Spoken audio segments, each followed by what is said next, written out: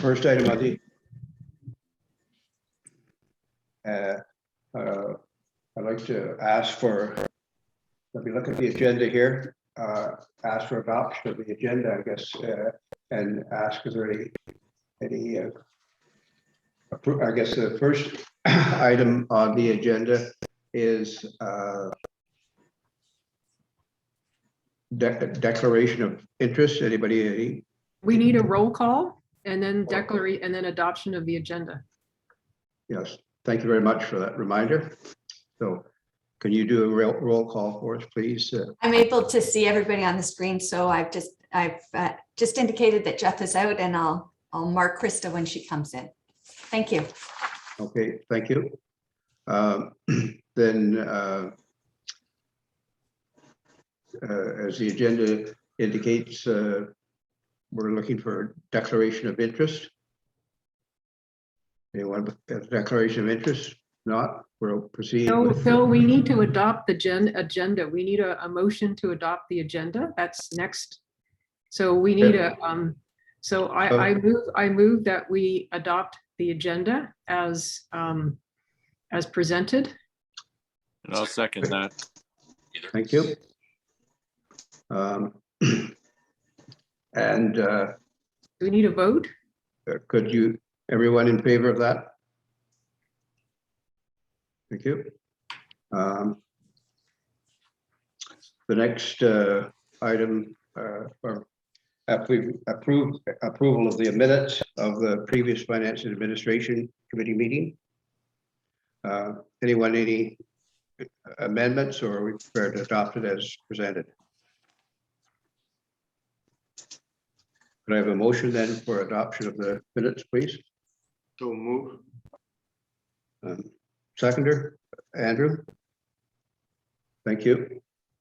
All those in favor? Thank you.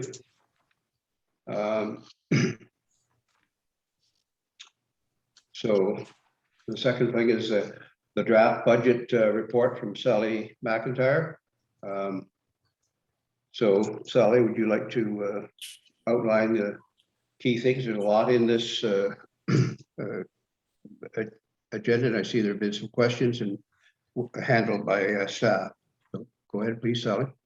Okay, so I have a bit of a PowerPoint presentation, but then given the nature of this year's budget and the drawn reserves and the like, I actually am recommending that we do a page-by-page review to see where those budget pressures are reside and how we're proposing to offset them. So I'm going to share my screen and start with the PowerPoint presentation. So just starting at the top, the budget envelope that we are working within, as said at the October 20 meeting, is what you're seeing here as compared to last year. So it provides for that 3% increase to the operating, the 4.5 to the capital, and the 1.4 on both for assessed growth.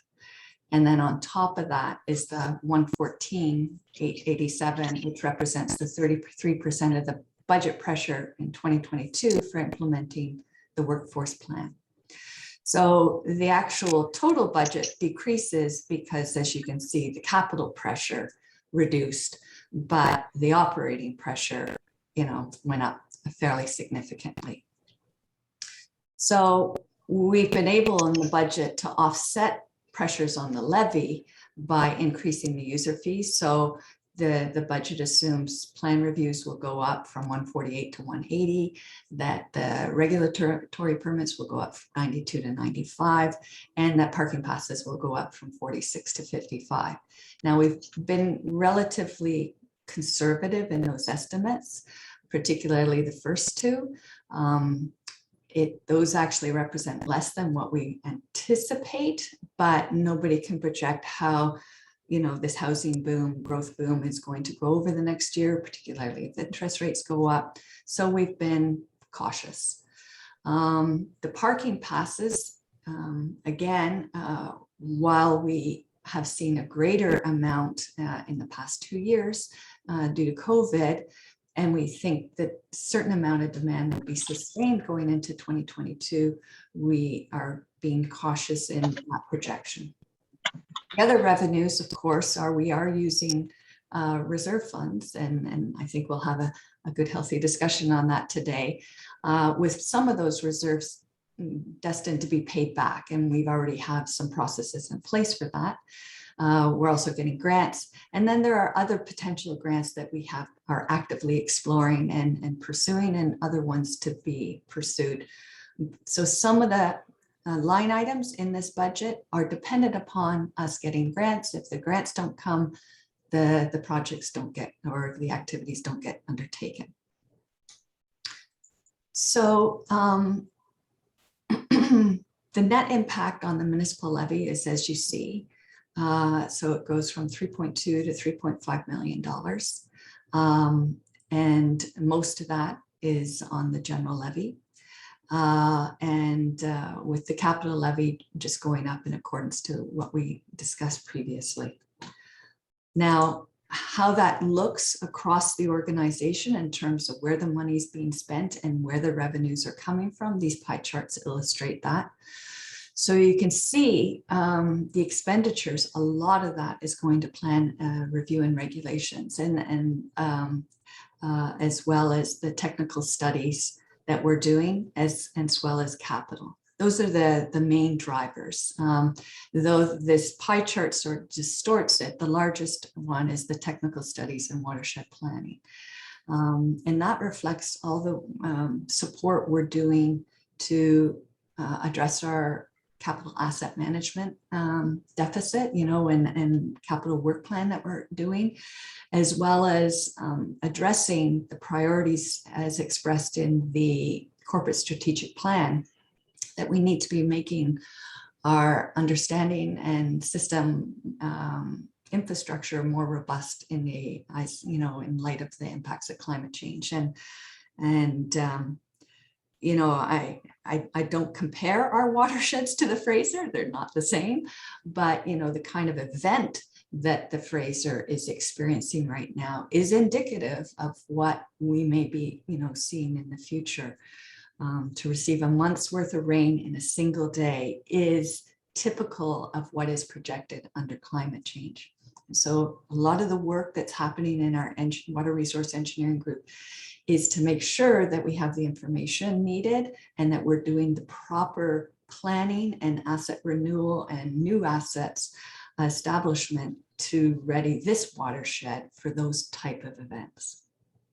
And when you look on the revenue side of things, you can see it's a lot is now resting on the general benefiting levy paid by the municipalities. And I think, it's important, I've noted this at the beginning, at the bottom there, is that we tried cutting back in 2019 when the province, cut our funding basically in half. We reorged and reassigned roles and responsibilities because the vast majority of our operating budget is staff. So we tried to readjust, but the demand for services coupled with the capital renewal program combined have not allowed us to do that in a sustainable manner. So part of the pressure we're seeing from the workforce plan is to reinstitute that 120 that was cut by the province, and then to add on top of that to address basically what we're experiencing due to the high rate of growth and the impacts of the 2 floods that we experienced. So I think it's important for us to remember that 2 years ago, we experienced this, and the impact of that has been inflated and continued to be felt. So at this point, I think it's appropriate that I stop sharing the PowerPoint, and I'm going to go into the budget, and we can go through the budget in detail to see where these pressures are. And I just want to make sure that I have the right one.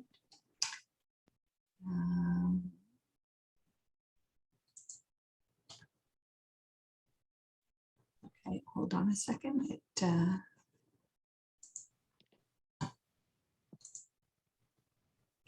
go. There we are. Okay.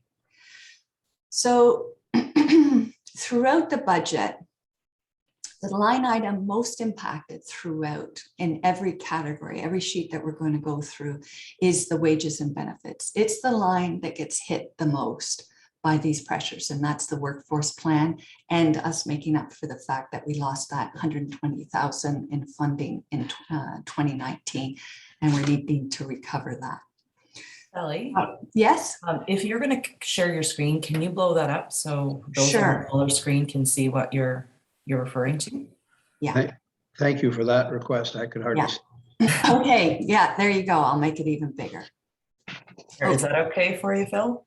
Yes, Okay, so as part of the workforce plan, one of the things we did was we looked at alternative service delivery, and was there, a less expensive way to deliver the same manner of services. And the one area that you see here is we're looking at occupational health and safety. Could we share with another organization? But that was also to support staff who, quite frankly, were beyond capacity to fulfill the role of occupational health and safety coordinator. So could we share a coordinator position with another organization to free up staff capacity to fulfill regulatory responsibilities here at the Conservation Authority? So this line item here, the budget pressure there of 15,000 is for us to contract with South Nation Conservation, and they will support us in fulfilling our health and safety requirements that were previously being fulfilled by a staff member, but largely off the side of their desk. And it was very difficult for that person to be meeting their day-to-day regulatory responsibilities. And this was posing an issue in the workplace. So that's what that pressure is. Then secondly, there are several studies under the culminating from both the workforce plan and one of the background pieces of work, which was the survey of health and safety, psychosocial health in the workplace. And there's a lot of work that we need to do as an organization to recover from any number of stressors that have been facing the organization basically since 2017, and then continuous since then, and compounding. And so this amount is needed for us to engage in healthy conversations amongst staff to drill down and understand what the stresses are and how we can mitigate them. The workforce plan is dealing with resourcing, but there's also business processes and other tools that we need to be examining. And so part of that money is to go towards that. And that is a priority as set out in our corporate strategic plan, that we really need to tackle this ongoing issue of workplace mental health and stress in the workplace. So that's what's driving those two line items on this sheet. So you can see down below that the operating reserve is taking a significant hit there. And what we've done is, rather than parsing out across all the sheets the hit on the operating reserve, we've put a significant amount just under administration, because it's addressing overall that global impact arising from the workforce plan. Now, I'm going to stop here for a moment and just ask whether people want to save their questions to the end, or as we go through, if people have questions that we want to do it as I'm going page by page, because we got several pages to work through, and I'm cognizant that it's going to take a bit of time. I'm looking here and there's no hands up just now, but I think with a big presentation, it is helpful if we can ask questions as we go. So I can keep my eye here on everyone. And if there's a question, please feel free to jump in. Okay. Cool. Thank you. Okay, so moving on, I'm going to go to the next page. There we go. Sorry, I'm forgetting I'm in a PDF and not a PowerPoint. So, okay, so this next one, we're on communications. So again, the approach we took was to say, okay, are there alternative ways of doing business that help free up resources and that allow us to do things less expensively? So one of the things that we looked at was the position of the comms person. Now, there are a couple of things driving the decision to contract out that service. For starters, as we're all aware, the future of the museum is in question, and how that service is going to be delivered in future.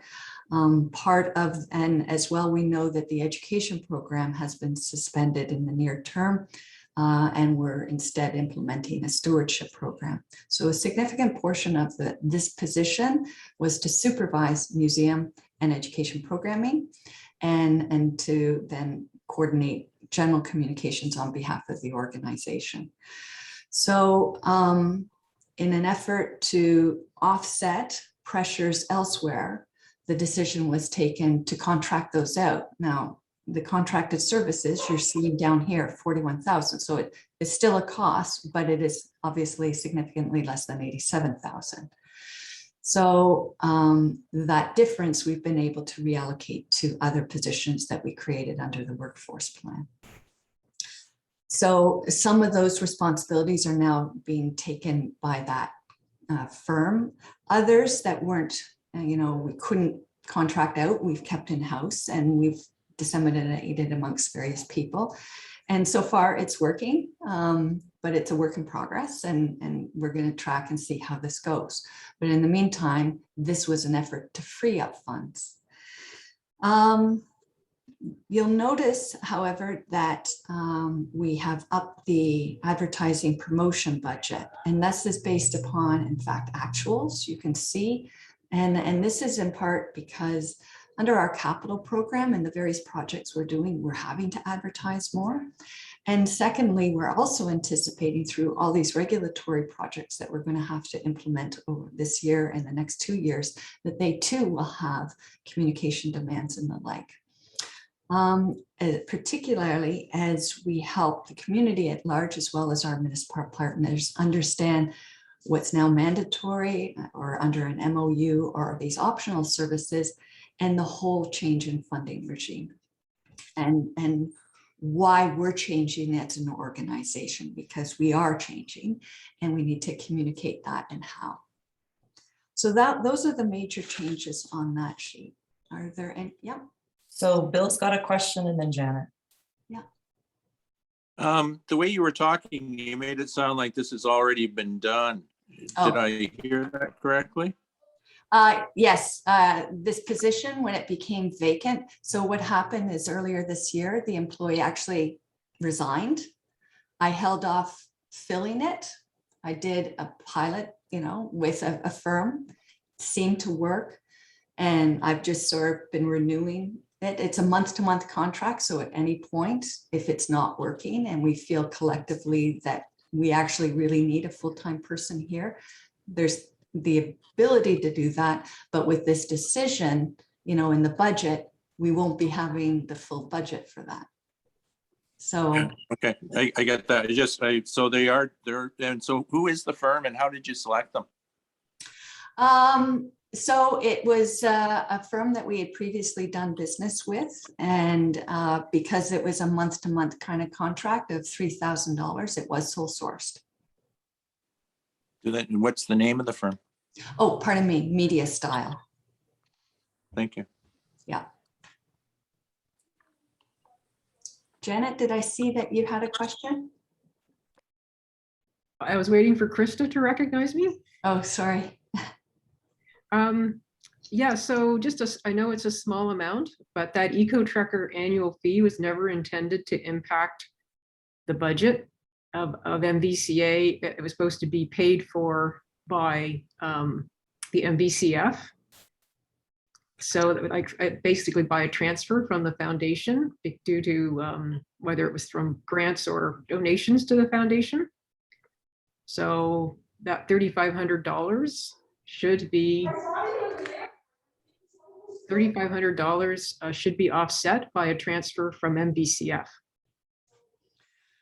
Okay, we can definitely pursue that at the next MVCF meeting and confirm that as long as there's revenues on their side dedicated to that purpose, that's doable. And I believe there is, so we'll close that loop. Okay. So that's good news. Was there any other questions or comments just at this point? I don't see any other real hands or virtual hands. Great. Okay, you want to keep going then, Sally? Thanks. Yep, so next we're on vehicles and equipment. So this is pretty straightforward. You know, we set aside monies every year to replace equipment. And so this year we absolutely will be needing to replace a pickup truck and you know, license it, etc. So though it's a pressure, it's not a huge pressure because we do set aside money every year for these purposes. And what you're seeing below in terms of the levy, it's because we set aside reserves for that. Maybe actually I could ask Angela to better explain how the municipal levy is shown as in brackets. Okay, so just to clarify, everybody can hear me well. Just to clarify, the 58,000 is actually fuel and the maintenance costs of our vehicles. The purchase handled under other capital, Right. vehicles and equipment. And so the increase is due to the recent increase in fuel costs that have been occurring and scarily projected for next year. And as well, our insurance and licensing costs have increased as well. So that's what those increases are.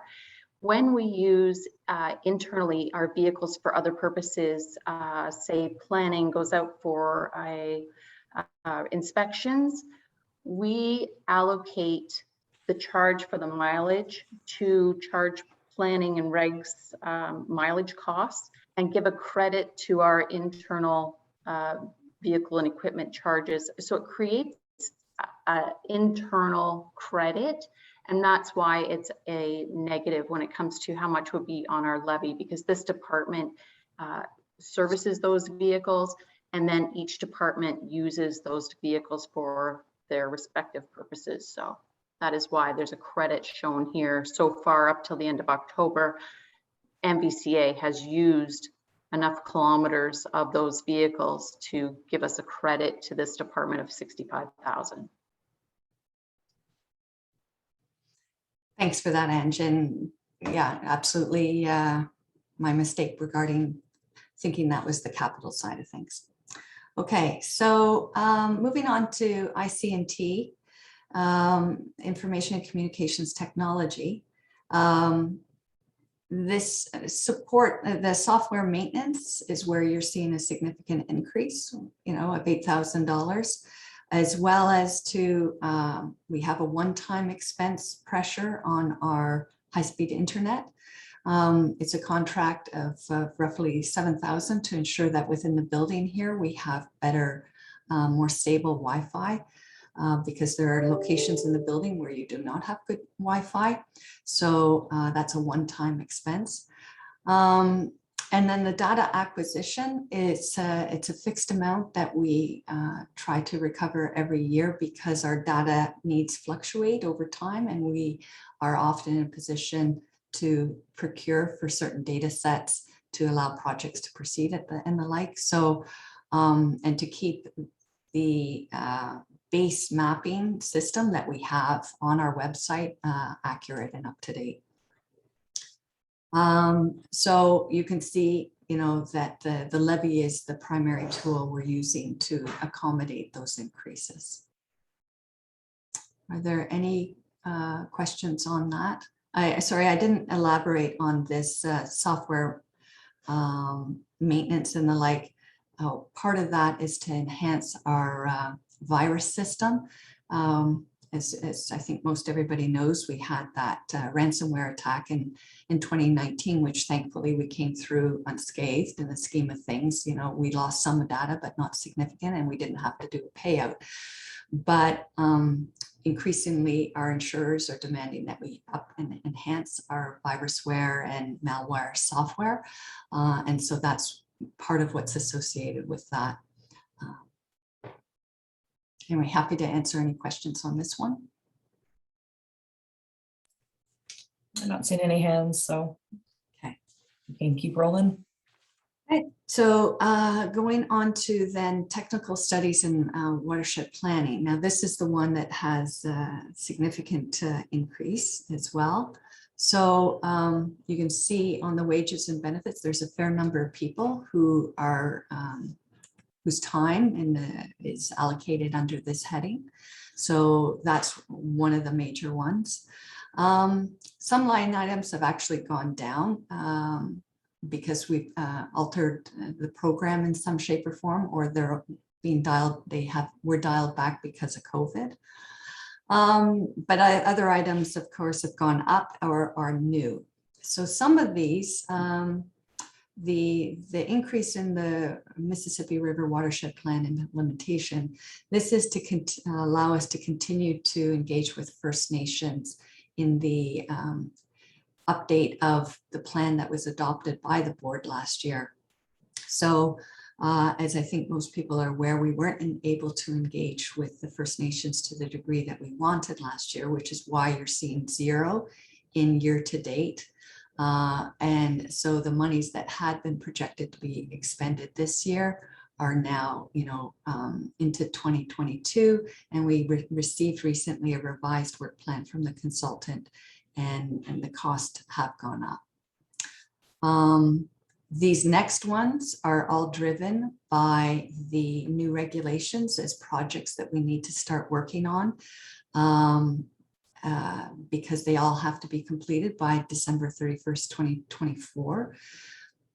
These are really placeholder dollars at this moment because we have yet to receive from the province details about what they're anticipating these projects to look like, what the scope of work is. And therefore, we're anticipating getting those details at some point early in the new year so that we can start to plan them. And these are some expenses that we anticipate will likely be required. So for example, equipment to put out to monitor ice, because we don't even do ice monitoring right now. Another one that actually we flagged in-house that needs to come out, in fact, is this Carp River Study Ottawa U. That one we're going to be removing the next time around because that project has ceased. So that's going to be a change in the next version. So we'll have a savings of $8,500 because that will be coming out. That project was finished. The flood risk assessment, that's the project that we got NDMP funding for and that the board approved us proceeding with. And so it's over a 2-year period. So this is the balance of what we're anticipating being required in 2022. And that the total amount had been pre-approved by the board. The Ottawa floodplain mapping update.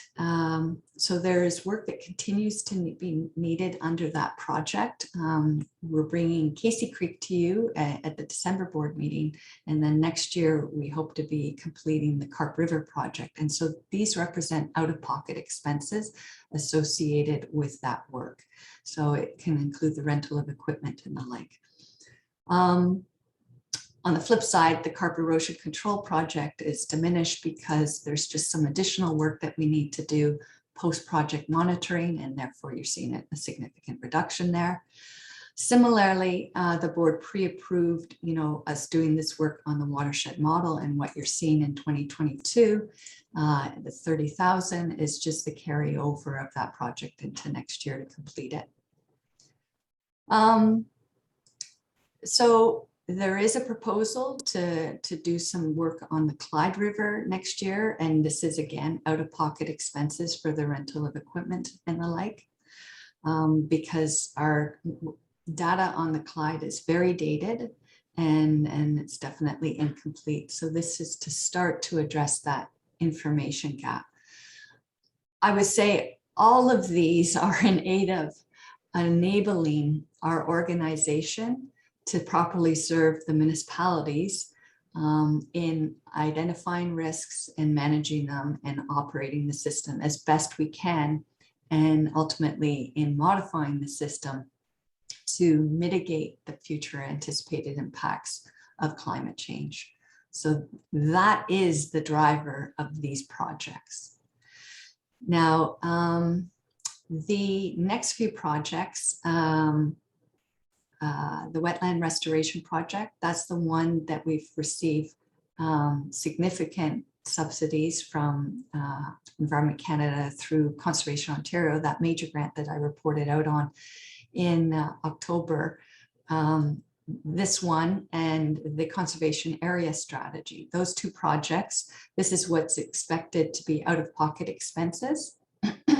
And that's what's driving that need to borrow from the operating reserve, because we won't necessarily have the cash flow, but we know that, and I'm just looking down here.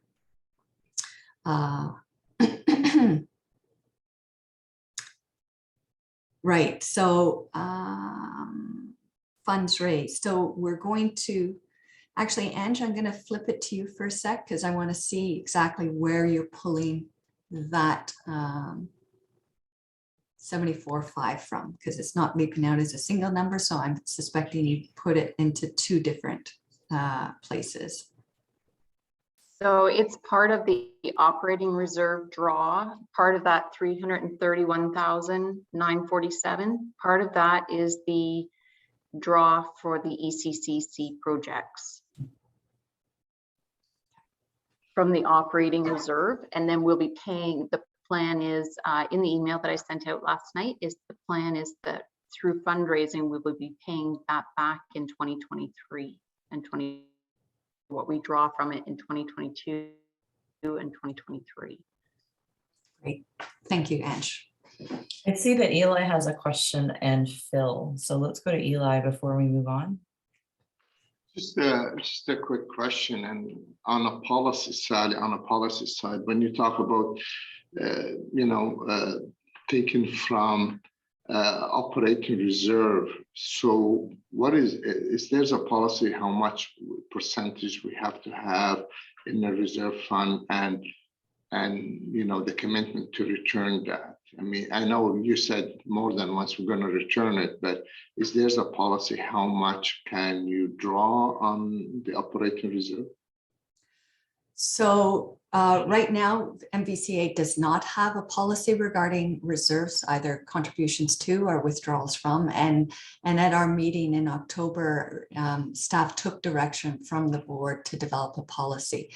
Unfortunately, in the space of time we had for this budget, we didn't, but it's absolutely something that I think we need to move forward with sooner rather than later. I definitely see it happening. Ange and I will be starting research on that imminently. We're meeting with our auditor on Friday. Unfortunately, we weren't able to meet before this, but we're meeting with him on Friday, and that's one of the questions we're going to be posing to him. We're also going to ask him to comment on what we've proposed for the 2022 budget and the balance that there will be at the end of 2022 were the board to proceed with the budget as proposed. So it's definitely something high on our priority list to address.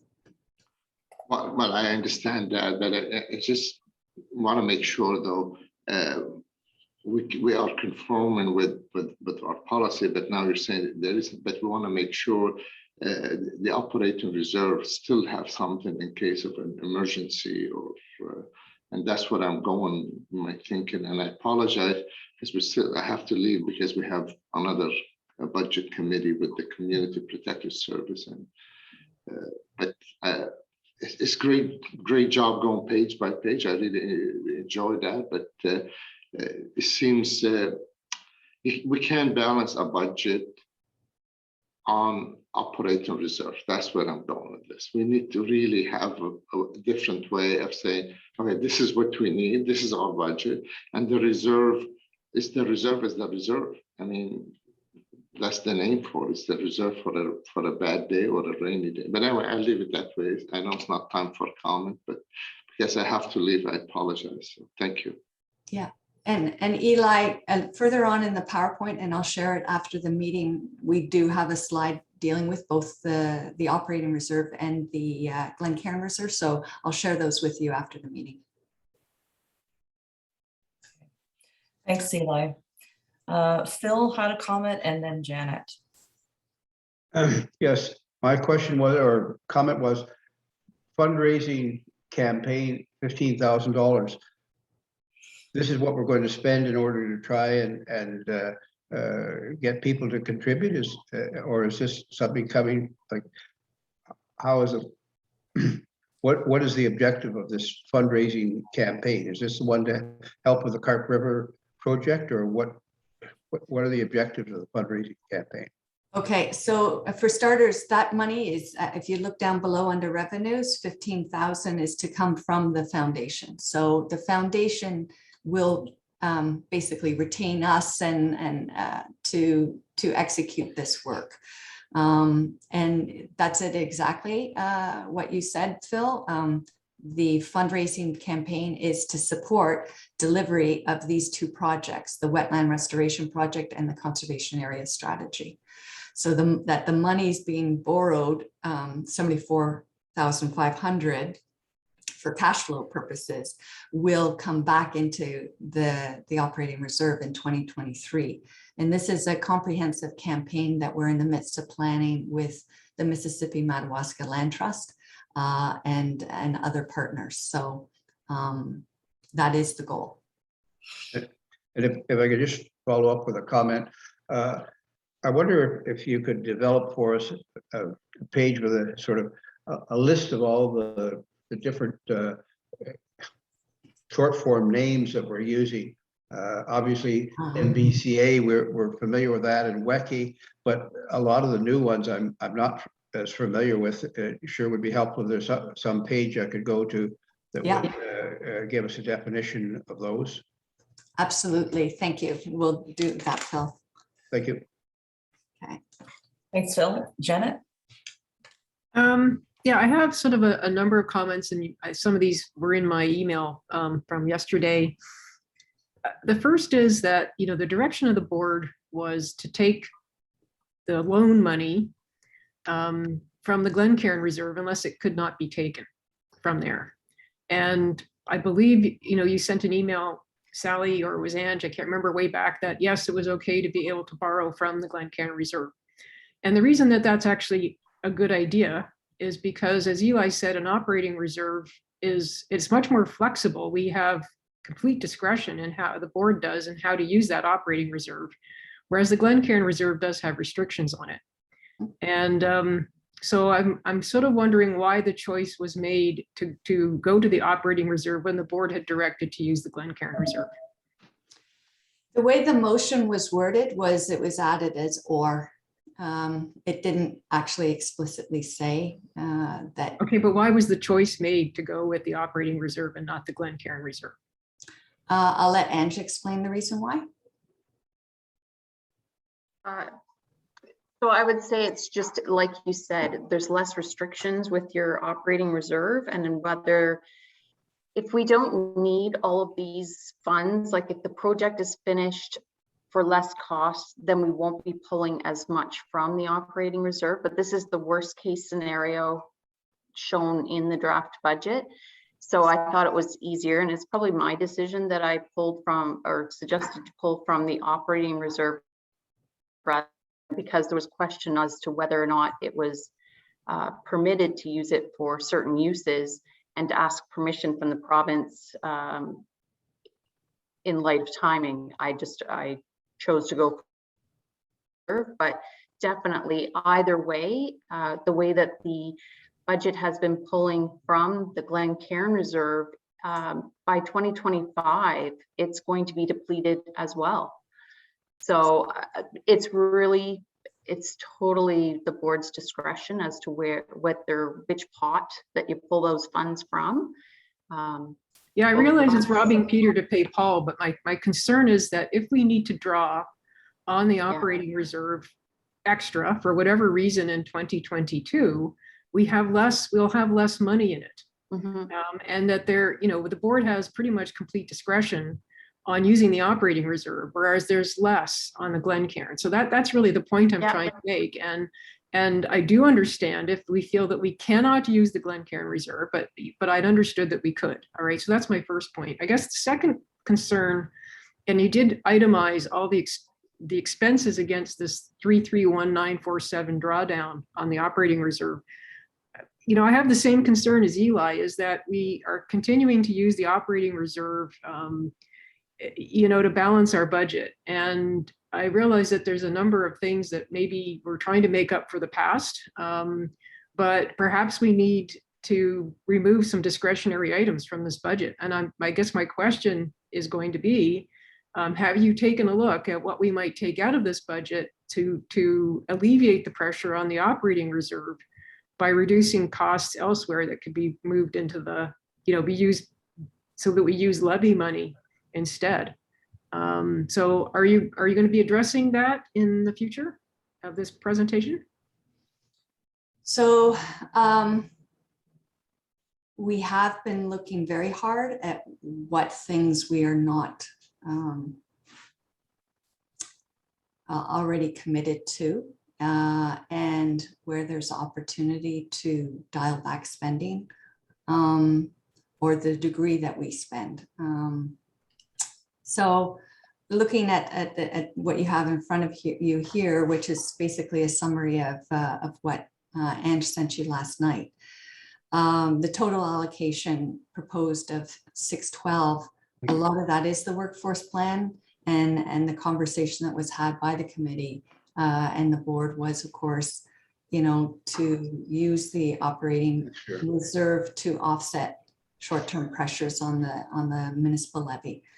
So we could look at that and reduce line items associated with the workforce plan. So that's absolutely. Kelly, I think you're misunderstanding me. I think the last thing I would touch would be the workforce plan. Okay, because I think that's essential. We've been understaffed and so on in a long time. But what I'm asking is, are there other discretionary items, not necessarily currently being allocated to the operating reserve, but possibly the operating reserve?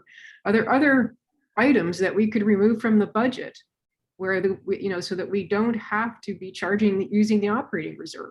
I mean, as a bigger picture view of this budget, because essentially what we're saying is we have to spend $612,000. Well, let's take out the workforce plan. We have to spend, over $300,000 of operating reserve plus reserve out of the Glencairn in order to meet our budget requirements. And I guess that's a concern. I'm just trying to say, is there something else we can take out of the whole budget? That's what I'm asking. So because most of our budget is people, that is by far where we spend the vast majority of our budget, aside from capital. It is tied to the workforce plan. Like any of the sort of discretionary things that we're talking about. So people drive computers. So what you're seeing in terms of the pressures on the ITC budget, that's because if we fulfill the workforce plan, associated with that is the hardware, software they need to do their job. The mileage and vehicles they need to go out in the field.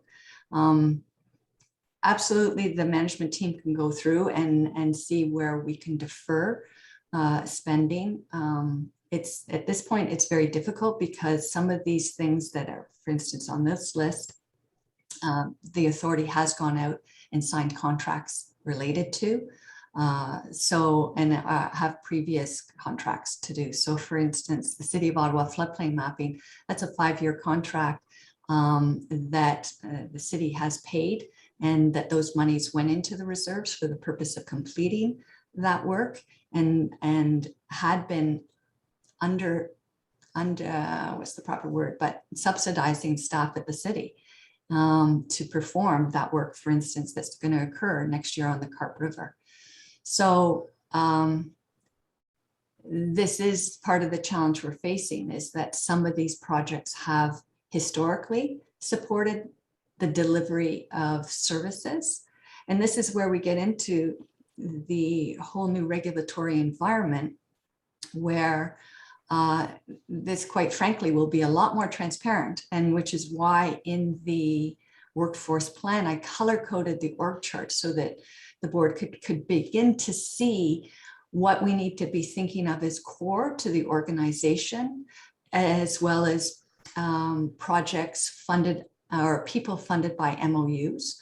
So on the engineering side, we have staff who are currently funded by effectively the City of Ottawa to perform floodplain mapping work.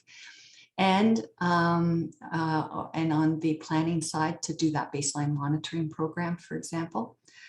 So there's a history of these MOUs subsidizing staff that we need to address under the new regulation. And then there's all this project work that is no longer going to be mandatory and no longer and may be subject to an MOU agreement going forward.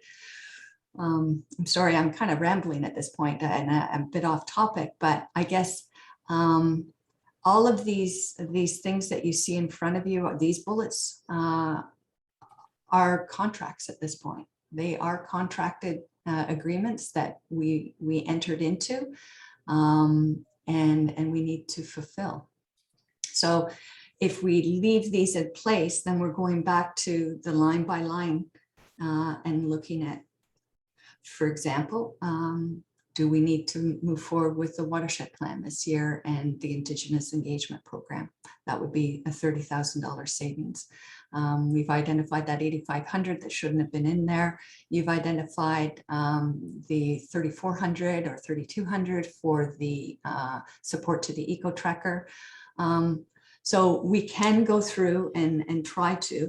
I would just point out, though, that over the past previous 2 years budget, 2020 and 2021, staff have been adjusting wherever possible proposed budgets to align with actuals. So any sort of buffer and gravy that had previously been built into those line items, we have been reducing to allow for these other things to proceed. So we've been gradually pulling from those line items so that they pretty much represent today what the needs are.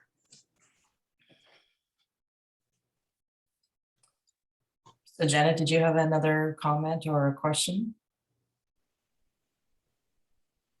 Please go ahead with the other questioners. Thanks.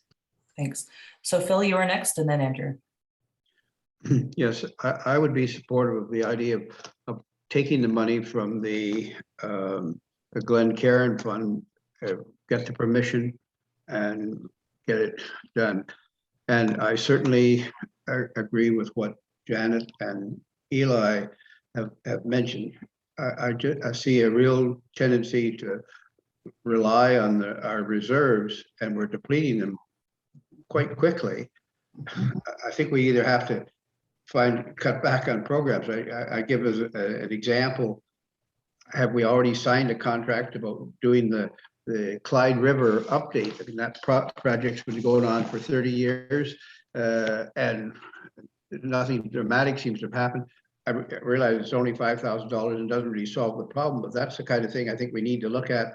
Future commitments that we make, is there a way of trying to bring it down?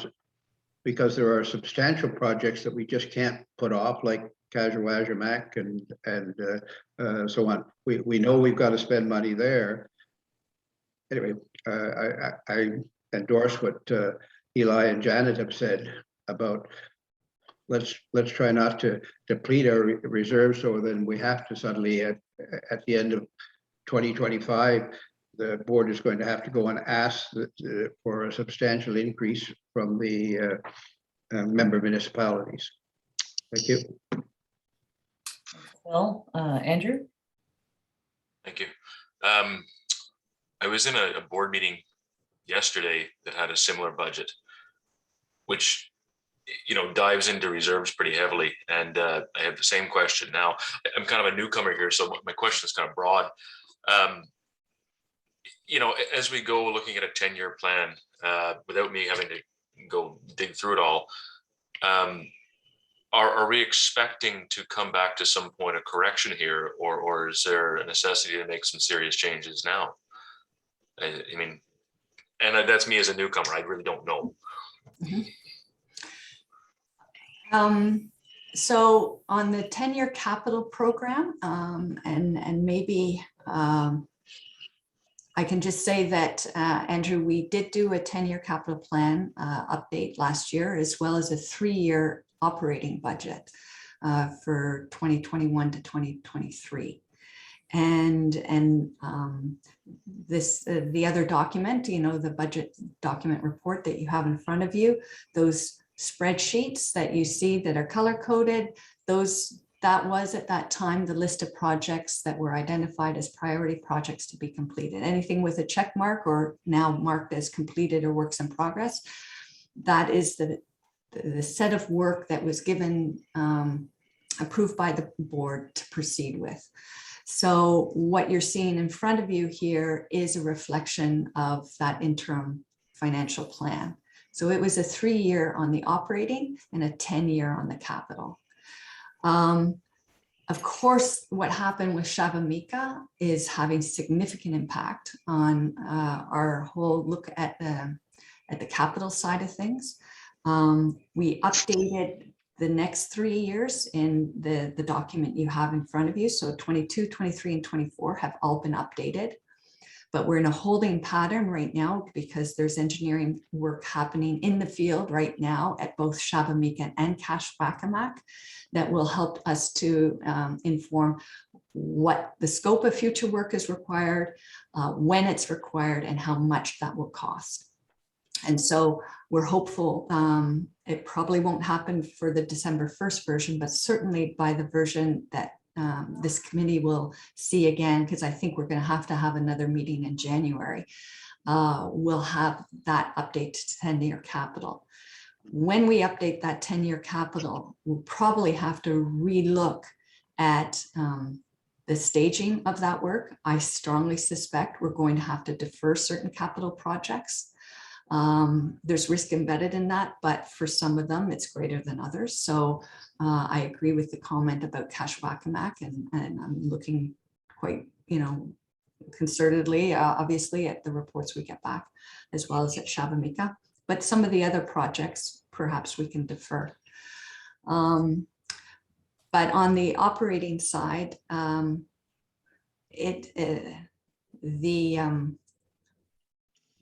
if we're going to remove budget, we're effectively removing projects that have been committed to, or programs that have been committed to, because the costs are what you're seeing. And we can work with you to do that. We would have to better understand the board's priorities, because all of these things have been approved by the board. We can come back with some recommendations, but because these are all contracts, for example, the one thing I wanted to point out is that 177 isn't associated with the Ottawa floodplain mapping, isn't actually really our money. It's the City of Ottawa's money that we've been holding in the operating reserve to deliver that project. So, you know, that's kind of flow through money. Okay, I'll stop there because I see other hands up. Thanks for that. Thanks, Andrew. Go ahead, Janet. Yes, thank you. I will go back to the workforce plan, 233,000. Now I know that the board, there was some discussion in the last finance admin meeting about the percentage that we would allocate to the levy versus the operating budget in 2022 and 2023. And unfortunately, Jeff's not here, but Andrew, you know, I remember you supported the fact that we would only take 33% or allocate 33% to the levy. There is an option, which is to go back and revisit how much of that workforce plan gets allocated to the levy. And I think, you know, we need to have that discussion. I go back to the concern about reducing the operating reserve to such a low number. And in fact, the numbers you sent last night, Ange, indicate further reduction in 2023, even with some payback and of the loan. So I guess the question I would have for this committee is there any interest in revisiting the workforce plan allocation to the levy from 33% to a number such as 50% or even 60% in 2022? Thank you. Thanks, Janet. I think that's a really important question for us to think about. And you know, off the top of the conversation, we were looking at some of those items that are directly in place to, you know, consider and try to prepare for worst case scenario type things with climate change and effects. If we had a situation where, you know, we had a number of projects we had to take on in view of, you know, how can I say this, you know, worst case scenario, what might happen here, like what we're seeing out west. If we have a projected balance of just over 300,000 in our operating reserve, like that's putting us at an enormous risk to not have that ability to take on a project that we really need to. So I'm not sure that we should probably go through the rest of the presentation of Sally's presentation, but I think, Janet, your point is well taken, that workforce plan is something that we all supported, we all feel is important, but how we end up paying for that, maybe we need to revisit that, and maybe there are some other pieces in here that we revisit. But are there any other comments on Janet's question to us before we move on? Go ahead, Andrew. So I think I'm behind a couple of other people. Oh, I think, Janet, your hand's still up. Is your No, let me take it down. okay. Oh, and there's Paul. Okay, sorry, I didn't see you, Paul. Go ahead. So my only comment was, and I'm commenting towards Janet's thing, and also overall, Janet, the municipalities are getting slammed right now as well with COVID and stuff. Like, I'm going into budget deliberations where we're having to back off municipal projects and stuff. So going to that well of the municipal levy is really not a good timing, I think, for any of the municipalities right now to start doing that. It's just that we're getting hit by all sorts of new legislation coming out that's requiring us to do various things, and we don't have it. So it's not there. The other thing I look at is a lot of this stuff, and we're doing the same. We're looking very closely at what we've got and what we can defer, because it's always great to say, oh, I got to take on this project, that project, and everything else, but there's always a cost associated with that. So maybe it's time for the Conservation Authority to go through all its projects and just basically see what can be deferred back, because there isn't money at the municipal level to support a whole lot more. Thanks, Paul. Andrew, and then actually no, Phil, I guess, is next. Sorry, things are moving around on my screen here. So Phil, then Andrew, then Bill. I wanted to be supportive of what Janet had said, that we may have to start to rely more on municipal levy, but I also think Paul has, this is a poor year to ask for a substantial increase. I'd rather, as my recollection, it was 33, 66, and then a full coverage. How about leaving it where it is for this year, and next year consider whether it should be 75 or 77%. It, to me, would be a more politically saleable situation. In other words, you know, not everybody wants to go back to the people in 2022 and say, we've had to increase this by 50% or something like that. So I think Janet has put her finger on the problem and said, let's get at more coming from municipal levy, but this is not the right year to do that. The second thing I would ask staff to look at up at the lake we're working on now, by doing having the overflow in, could we defer putting redoing the dam part of it? That I think it's taken out a lot of the danger, and maybe we could defer that for a bit. That's the kind of thing I think we need to look at seriously. Get a good opinion from our engineer on that. But anyway, those are the kind of things I think we really have to seriously look at. Thank you. Okay, thanks, Bill. Andrew? Thank you. Yeah, my biggest concern with moving forward is a lot of these projects were okay before the construction price index jumped like crazy. We're looking at like 20% in some cases, if not more. And the municipalities have that number in front of them as well. And we've had to reevaluate a lot of our sort of future plans based on that index number. And that's just a moving target. We don't even know that, you know, especially the type of work that the MVCA has to do, which is civil construction. And there's just nobody available to even do the projects. Like you know, you're looking at a glut. It's a pretty serious problem. I'll make, you know, it may be a good time to reevaluate, not during this budget presentation, obviously, but at some point, you know, some of the upcoming larger projects that cost, you know, hundreds of thousands or millions of dollars, and add that 20 to 25% and see if the budget still works. As you mentioned, you were going to do basically. And the other thing I'll mention that with a couple of those comments, the municipalities, you know, just my own opinion, might be on board for an increase.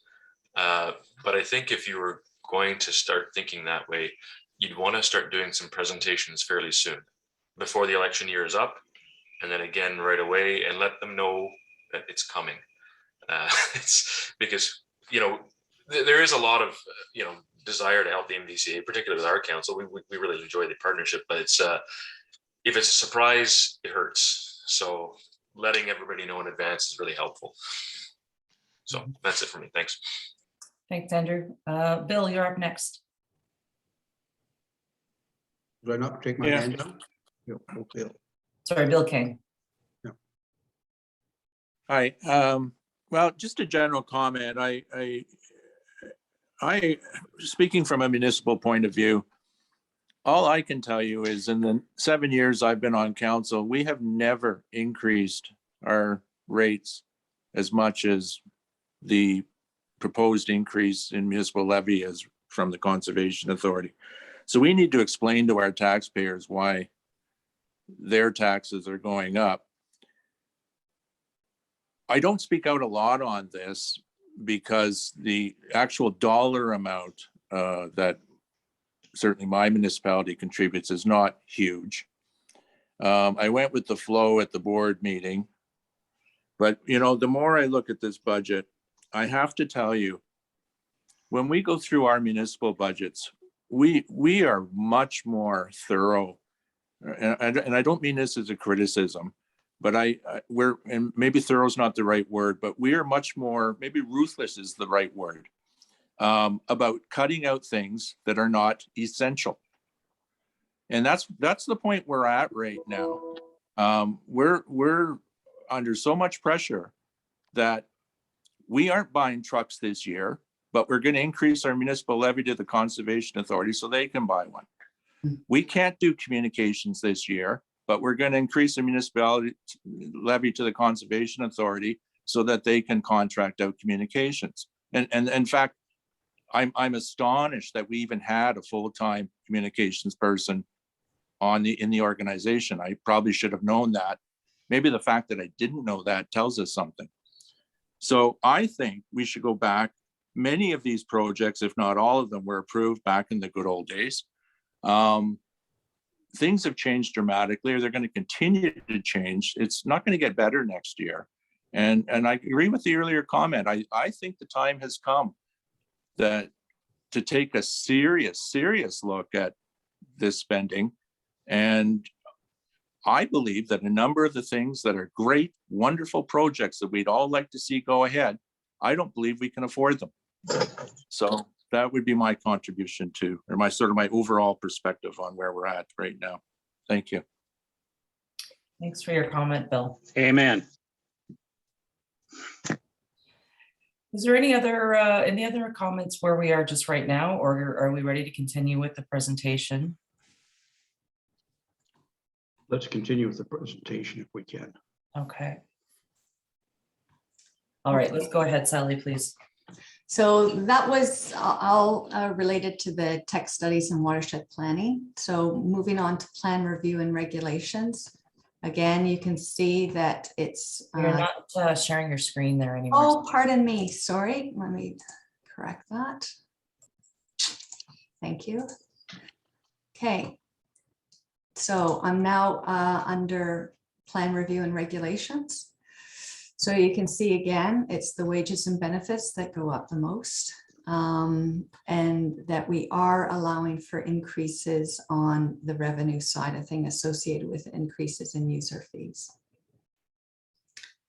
Under flood forecasting and warning, again, it's mostly on the wages and benefits to implement the workforce plan. Pretty much everything else stays the same, except for a bit of expense associated with the WSKI program. WSKI is the program or service we use with, there's a total of 10 CAs in Eastern Ontario, and we jointly fund this technology and the support for the WSKI program by Quinte Conservation.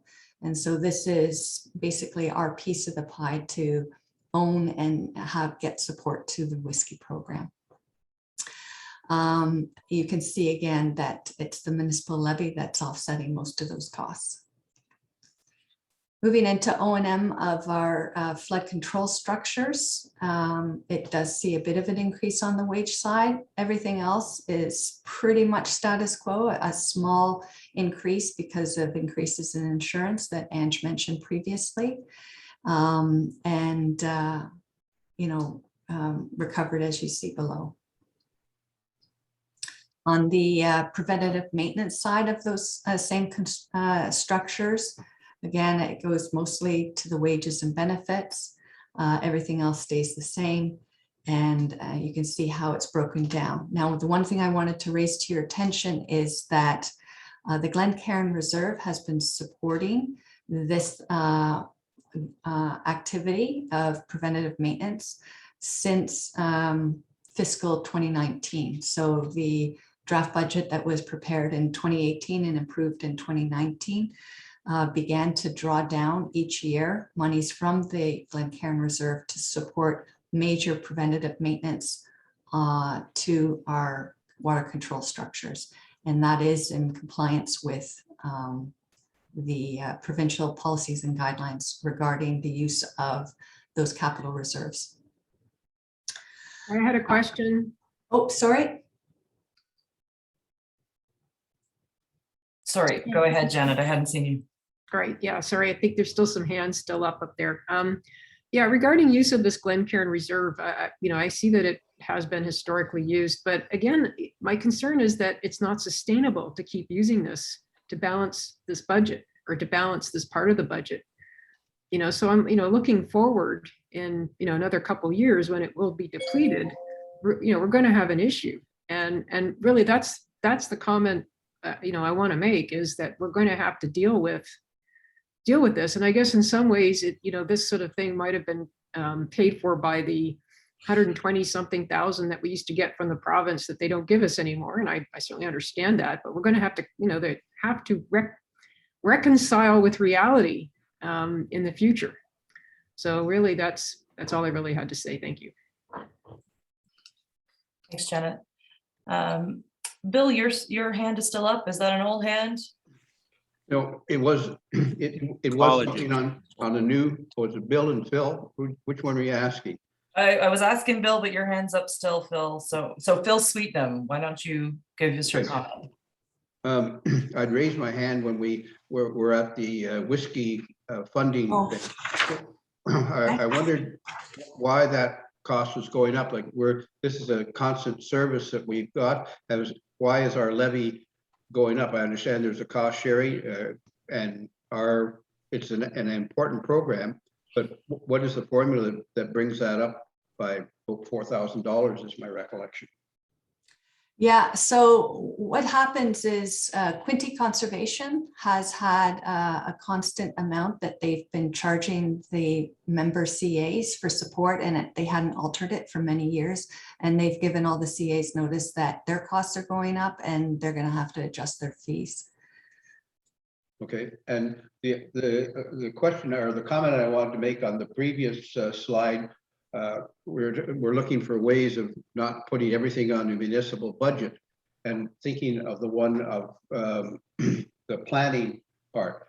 I've been saying for years the permit fees should do more to pay their way, and I think I heard there was a commitment to try to do that in the future. But I noticed that we're on the revenue side, we're still only at $285,000. And we're 535 is what is the municipal levy. I guess we really need to move that further along. And I appreciate there's going to be some resistance to that, but fees like $250 or something is what we charge for an appeal. And I think there was a commitment this year. Matt said he would look at least $400. I'm not sure that's even enough, but just we need to get those fees up a bit, and there'll be some resistance, but it's better than continue to put it on the municipal levy. Thank you. Yeah, can I just respond? Yeah, please do. So our 3-year operating budget does provide for a fee review next year. So what's happening is, of course, this year we've just got the regs. So next year, 2022, we're going to be doing, that analysis of cost by service area and engaging in the conversations with the municipalities on what services do you want to opt in for going forward beyond what is mandated by the province. But also on the cost recovery side, then we're going to be doing a study jointly with South Nation and with Rideau Valley in 2023.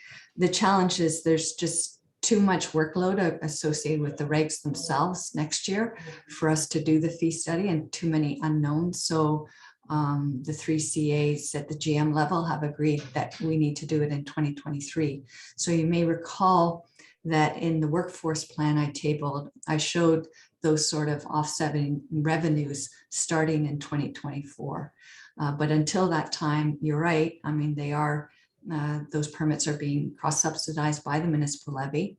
The other point I'd make here is that, when you talk about the increase to the hearing cost, we have one hearing a year. So that's not where the money's going to be yielded. It's through the rank and file permit applications that people come in for in the planning review costs. And that's, a highly politicized kind of conversation when you start to up those costs. So, I mean, there's all sorts of things that we'll need to be engaging in conversations around if we want to increase the amount of money cost recovered through those fees. And you'll recall in the workforce plan, I identified several positions that I said these should be full cost recovery positions because they're solely there to help us address with the volume of applications that we're dealing with. So, Thank you. Yeah. Okay. So just my own comment I'd add to that.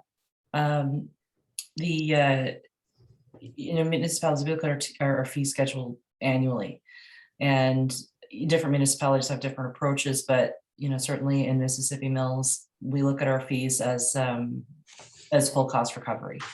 And you're right in that it's political, and people don't want to see that their fee for a minor variance is what it is, but it's the decision of that individual deciding to do the work that shouldn't be borne by the other residents of the municipality. And in the same way, it is difficult to justify the municipal levy paying for someone's development, someone's, want to improve their home or whatever it is that's occurring. So I don't know if there's an opportunity to, I understand the need to deep dive and, get it right, but I don't know if there's an opportunity in the interim to see those fees come towards something that's more reflective of staff time. And like even I know you said we only have one a year or so appeals, but was it 350? Is that's gone to 450, 400? Ange might have the Yeah. answer there handy. I don't And know. anything in that range is like absolutely not reflecting staff time. Like it absolutely is not reflecting staff time, triple it and maybe you're getting close to it. I don't know how much time is invested by staff, but certainly 300 or 450 isn't. So I guess I would just offer, if there's an opportunity to, not in a precise way that I appreciate we'll need some time to get things right and do it in concert with the other CAs. If there's an opportunity to increase fees such that they are more reflective of actual cost, that's something that I think is appropriate.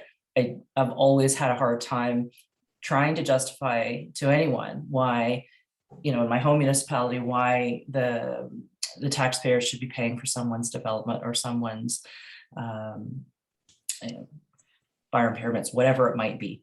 And I don't know if there's a different feeling here, but I think it's the same concept. It shouldn't be on the municipal levy to pay for someone's development. And I don't see any other hands at this time. I've got the participants list up here again. So I think, Sally, we can go ahead and I'll keep watching for little hands. Okay. Thank you. Okay, so now we get to the stewardship and education. So we did used to have an education program and it was suspended and replaced with a stewardship program, whereas the education program took place primarily at our Milliken-Tail facility and serviced school-aged children and school groups. The stewardship program is geared to working with property owners at their property to help them improve stewardship of their land and to undertake specific projects. And to that end, we just simply reassigned the wage to this new program. What you're seeing, the pressure in terms of 2022 is to retain a summer student. And we're hopeful that that will be offset by a summer student grant program, but we haven't assumed that.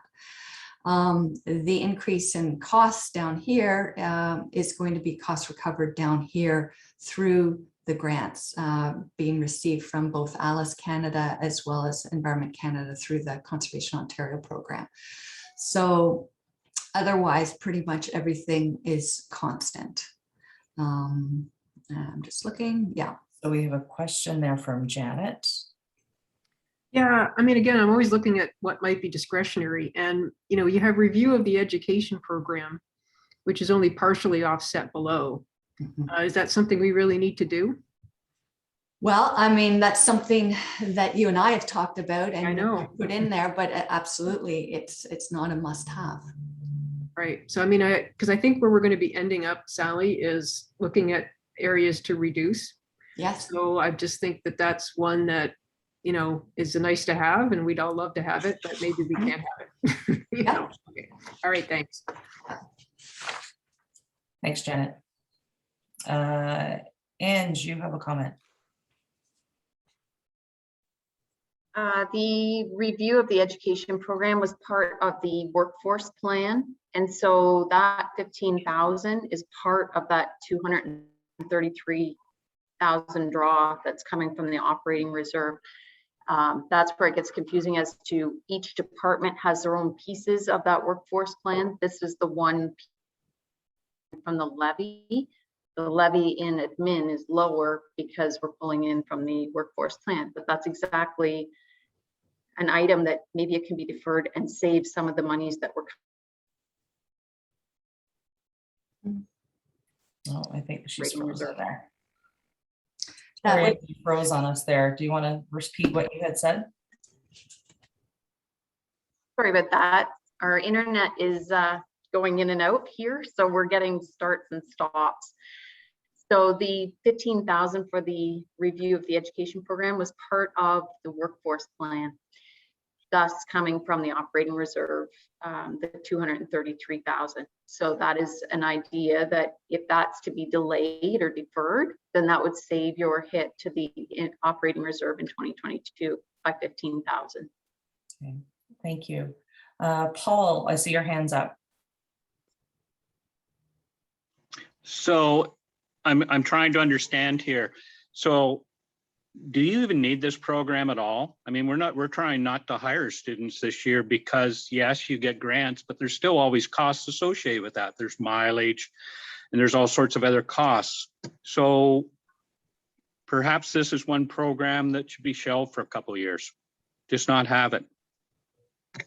So, and I hope you can appreciate, from my perspective, that's a board decision. It's a board approved program. The stewardship plan just came to you this fall. So if the decision is made, you know, I fully respect the board's decision on that, but the difficulty we're having is that everything in this budget has been board approved, and we have identified ourselves and through this call here today, things that are optional. Staff is really looking for direction to understand from the board its priorities.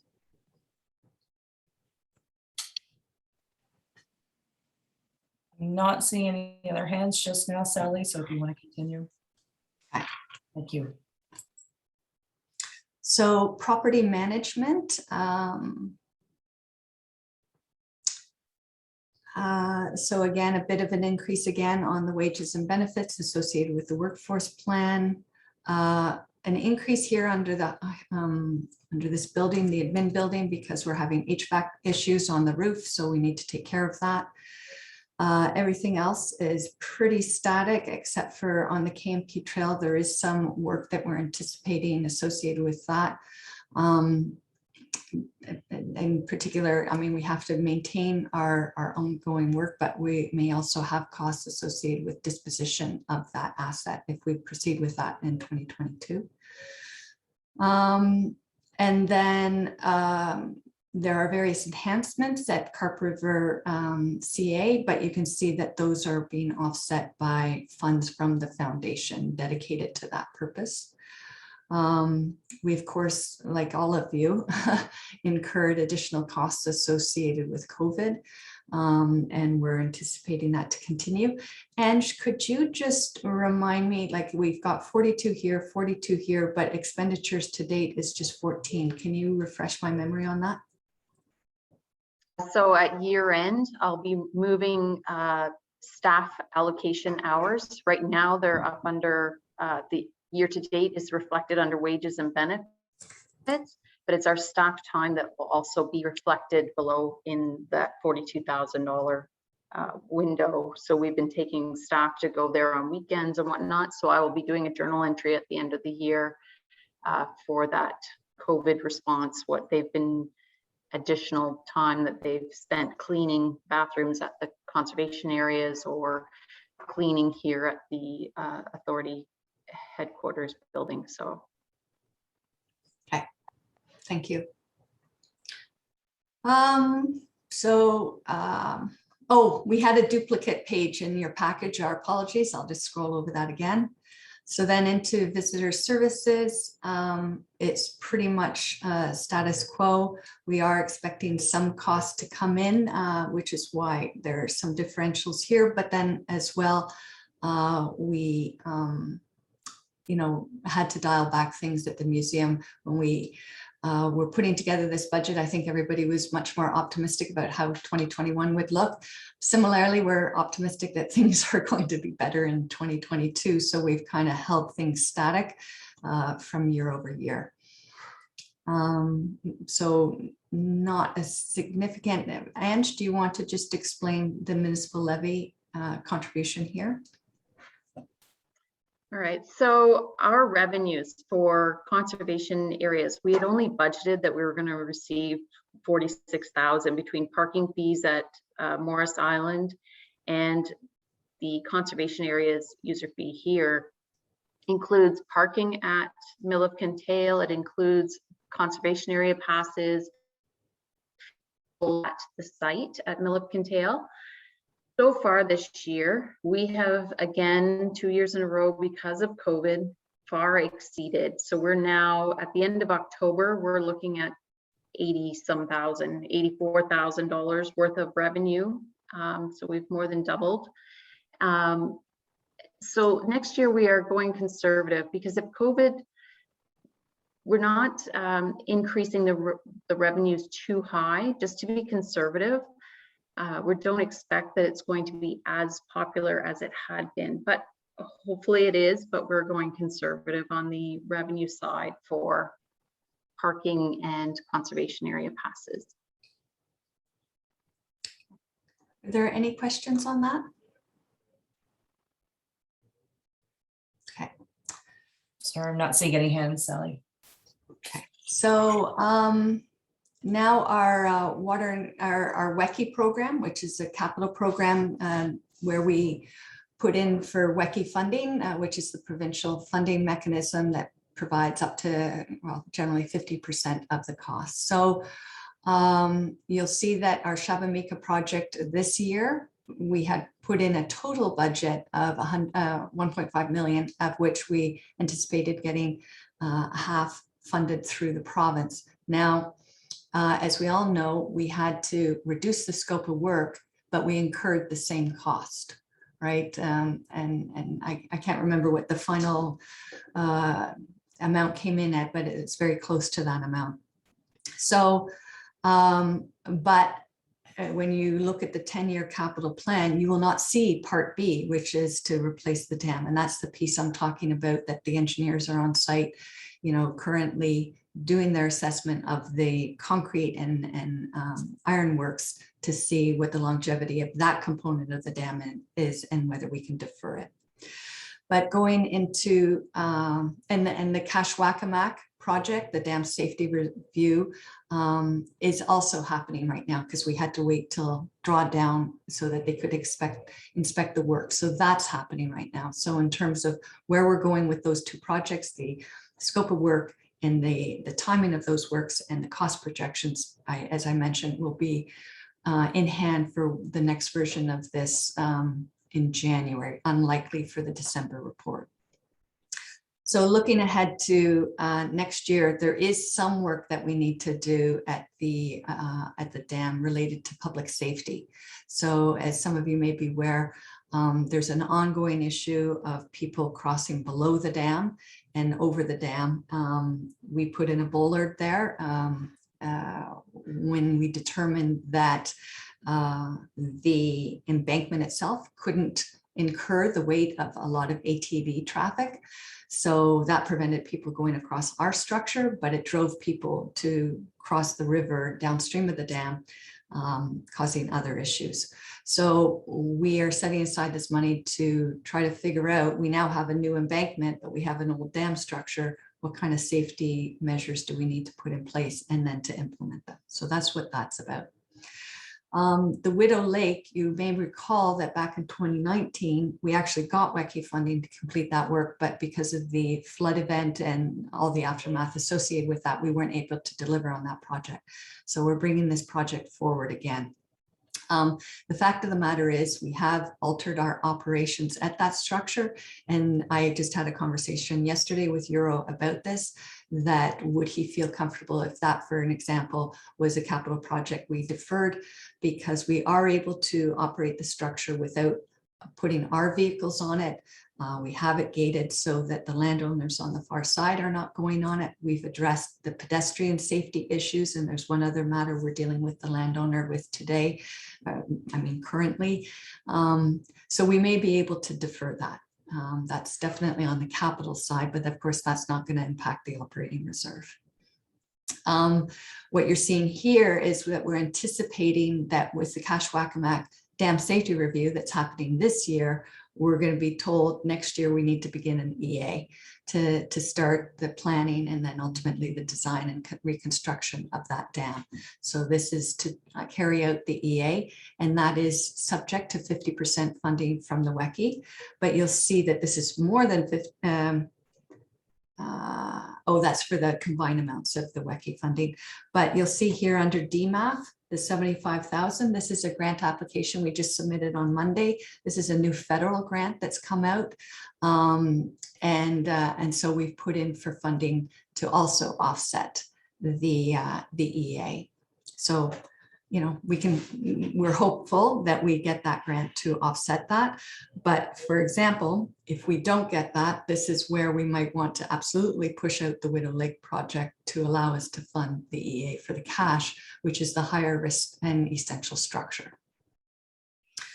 There's the ongoing preventative maintenance that we need to do at all of our structures. And then per the 10-year capital plan, we did have setting aside a certain amount of monies every year into the capital reserves. So that's what you're seeing there. So are there any questions about that capital program?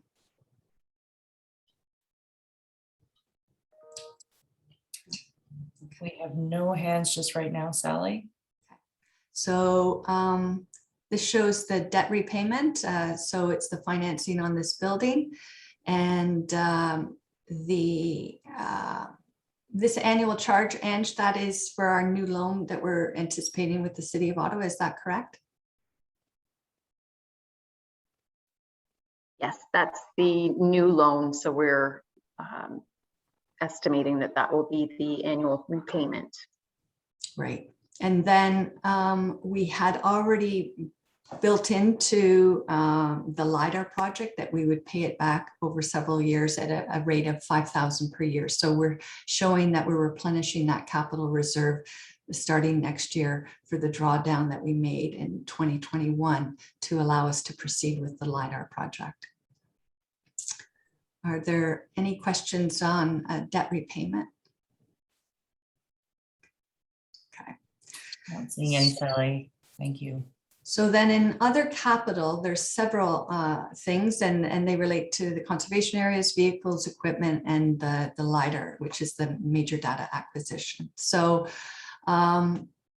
we recently were inspected by our insurer, and they advised us that our signage at our conservation areas needed to be upgraded and made more consistent for security reasons and to ensure that we had properly notified the users of any potential risks on site, etc. So we've identified $5,000 to ensure that all of our sites are starting, evolving to make sure that they're meeting that requirement. The Purdon Boardwalk, it's a safety issue, and we're looking to try to improve that at an accelerated rate because of safety issues there. Computer hardware is associated with the workforce plan. It's that we need, if we're retaining more staff to deal with workload issues, those people need hardware. The Milliken Tail, I'm sorry, but off the top of my head, I'm not recalling. Ange, do you recall specifically why that increased? It's not, a huge increase, but I do see it's increased. Do you have I want to say that it's last year was the lookout repair, and this year is come back to me. I'll find it. Okay. Sorry. I can tell you that this 5,000 is for a bridge repair. Again, it's a safety issue at the Morris Island site. So, I mean, these are sorts of things where if we felt we didn't have the capital, we could just close the bridge. There are ways of dealing with this as well. So it's a reduced level of service, but that's the sort of, adjustments we could be making. The gauge and communications network, this is actually quite critical. It's a drop in cost, which is great, but it is essential. We have gauges that we rely upon for data collection that we read, and this is the basis of how we operate the system and plan the system and the like. And some of those gauges are 40 years old. So we're in the process of doing a capital renewal on those gauges because not all of them tie into our whiskey system. So this is a pretty critical piece of work because it's a foundation piece to our core mandate. The LiDAR it's the ongoing cost associated with that project that we committed to last year. So it actually hits the books in 2022. The flying this year was deferred for I can't remember all the reasons why, but so the flight just started a couple of weeks on. You'll all recall that we've been holding our leafage much longer than is typical, and they'll be resuming the bulk of it next spring. And then this is a piece of equipment we used to assist us in doing our floodplain mapping and other related work. And you'll see down below that we're saying it will only purchase it if we can get a grant for it. It's a very much desired piece of field equipment, but we recognize that it's a significant outlay of cash. We can rent it at lesser cost, and so we'll try to get a grant to buy it, and we'll just rent in the meantime. So Want to stop there. It looks like maybe Angela, you have an answer. an answer. Okay, great. Sorry, I totally drew a blank. The $10,000 is for security and accessibility upgrades at the gatehouse that are required. So, and that's in our 10-year plan. And that was also, if I might add, identified by our insurer as well. Okay. Okay, so I don't have anything other than that. I just wanted to point out at the bottom here, the Purdon donation to help offset that increase up here. We received notice that somebody has willed $5,000 for the Purdon boardwalk or upkeep of that site. So once we receive that monies, hopefully it'll the distributions of funds will happen in 2022 and we'll be able to apply it towards that. Okay. So I'll let I'm just pardon going me? to Janet jump in. She's got a question. Yeah, you know, I'm wondering if some of the, and I realize again, we're nickel and diming, but it could all add up to, you know, $100,000 when we nickel and dime our way across the budget. I'm wondering if some of these things like the bridge and, you know, others that aren't really offset can be, if money could be raised, like with specific little campaigns. You know, Morris Island is well used, and I know we've seen that through the user fees and so on. $5,000 is not a lot of money to raise. Having a campaign and say we're going to have to close the bridge unless unless we get some donations. And you know, again, I don't know what some of these other ones are, but perhaps we could eliminate, you know, $10,000 or $15,000. And then that brings me to the operating reserve. And I saw again from what Andrew wrote, that's for this LiDAR, which we had approved, I guess, back in 2020 to come out of operating reserve.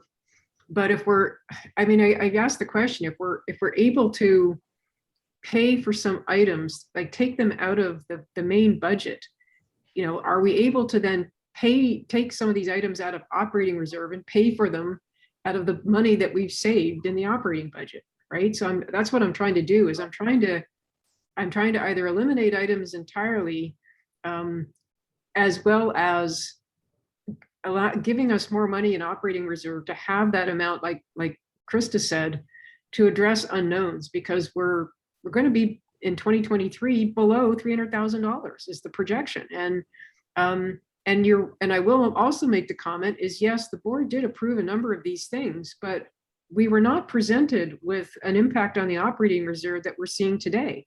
Mm-hmm. And I think when we looked at the work plan, there was a question about this, and I recall Eli even asking, but I think we were being told that the operating reserve would probably be going down to about, I think we were $600,000 or, in that range. Mhm. So, we were making some decisions perhaps without the benefit of the full impact on the operations. So Yeah. you're right, the board needs to now discuss the priorities and provide direction. And I think, that should be probably the focus of the conversation at the end of your presentation.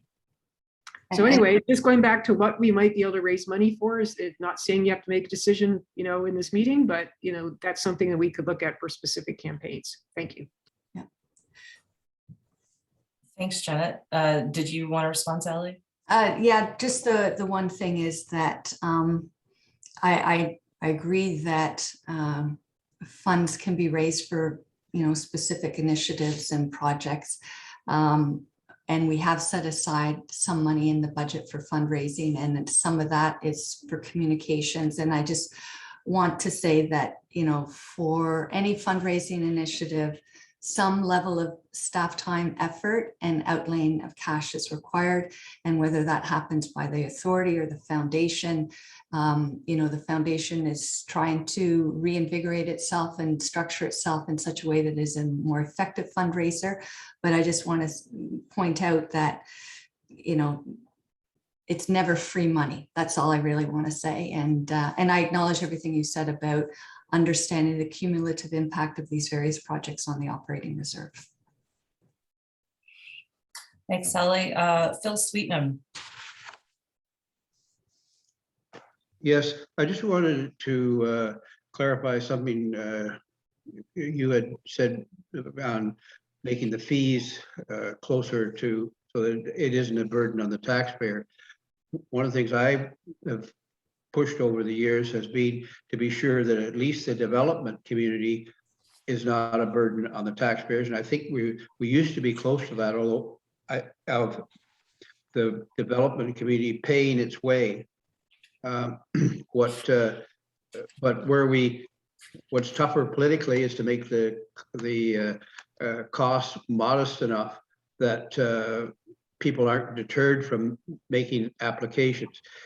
But I think we do have to, we're at the stage now where we may have to bite the bullet and say, we'll take the political heat of even the things that individual people do also has to come close to paying its way. Mhm. Thank you. Yeah. Thanks, Phil. Paul, you're next.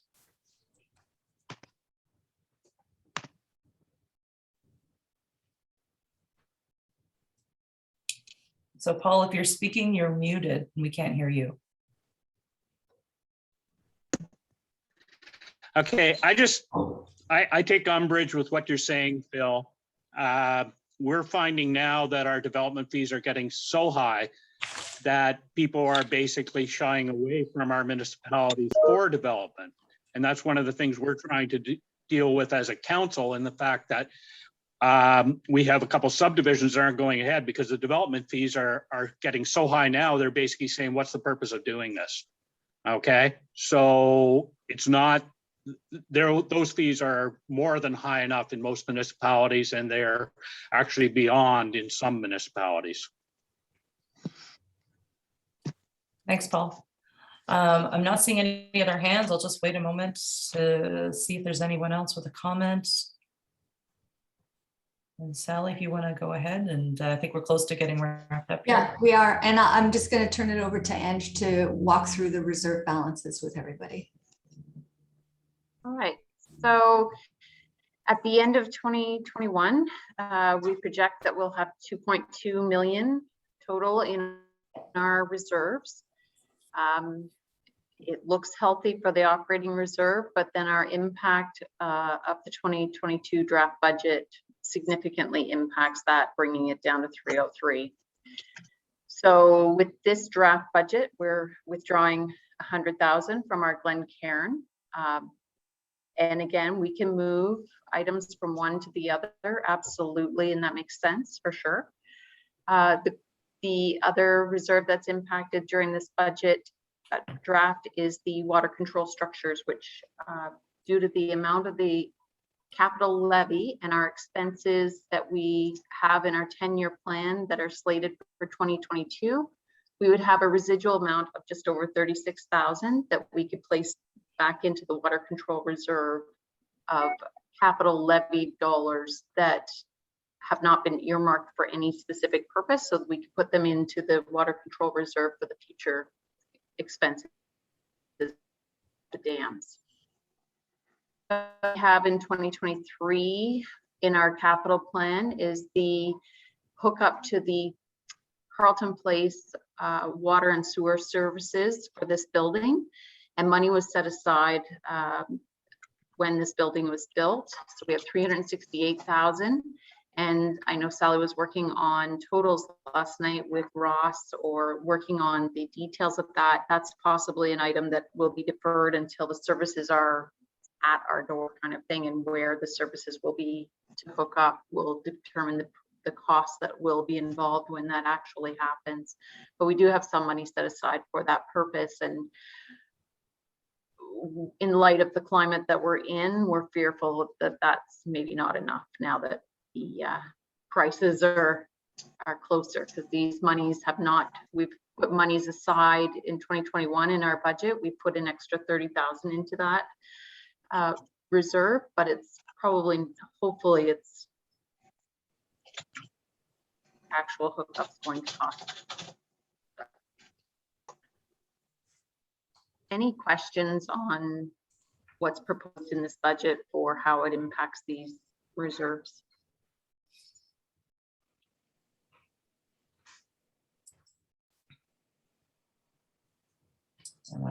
Go ahead, Phil Sweetnam. Yeah, just as I read the balance sheet, we had $338,000, and thank you for the note the other day saying that we have to pay $55,000 per acre. I think it came out to about 250,000 of that has to go towards our payment to Carlton Place for bringing the service to our door. And then I think beyond that, we were having another $300,000 to do the servicing. So in that sense, there probably isn't enough in that reserve to really complete the job. I rather thought that the estimate was quite high to get from our door to hook up the building, but anyway, it is pretty thin what we have left, I guess is what I would say. Because just paying Carlton Place for access to the service and bringing the pipe to the door is as already set out, and it'll take a good portion of what we have. Thank you. Go ahead, Sally. Yeah, Phil, to clarify, and I don't have that email in front of me. Our understanding is that the 338 or whatever it is, and I got multiple screens up here right now, is the 255 is to get it to the property line, and the balance of that the 3 whatever is to bring it to the building. So the sum total to bring it from the street to the property line to the building is that $3,000 amount. And that's where Ange is saying that sum of, sorry, I'm gotta flip between screens here. Yeah, the 368 or the 338 is probably insufficient given today's construction costs. Yeah, I would agree that the $30,000 is too much. I thought we were asking for another 300,000 to get it into the building, but 30,000 is weak. Yes, thank you.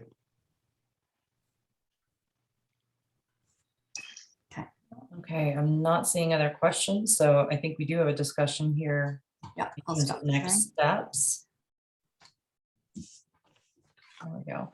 So I was making some notes during our conversations, and our next step, as prescribed here, is to have this draft budget go to the board of directors for consideration and circulation to the member municipalities.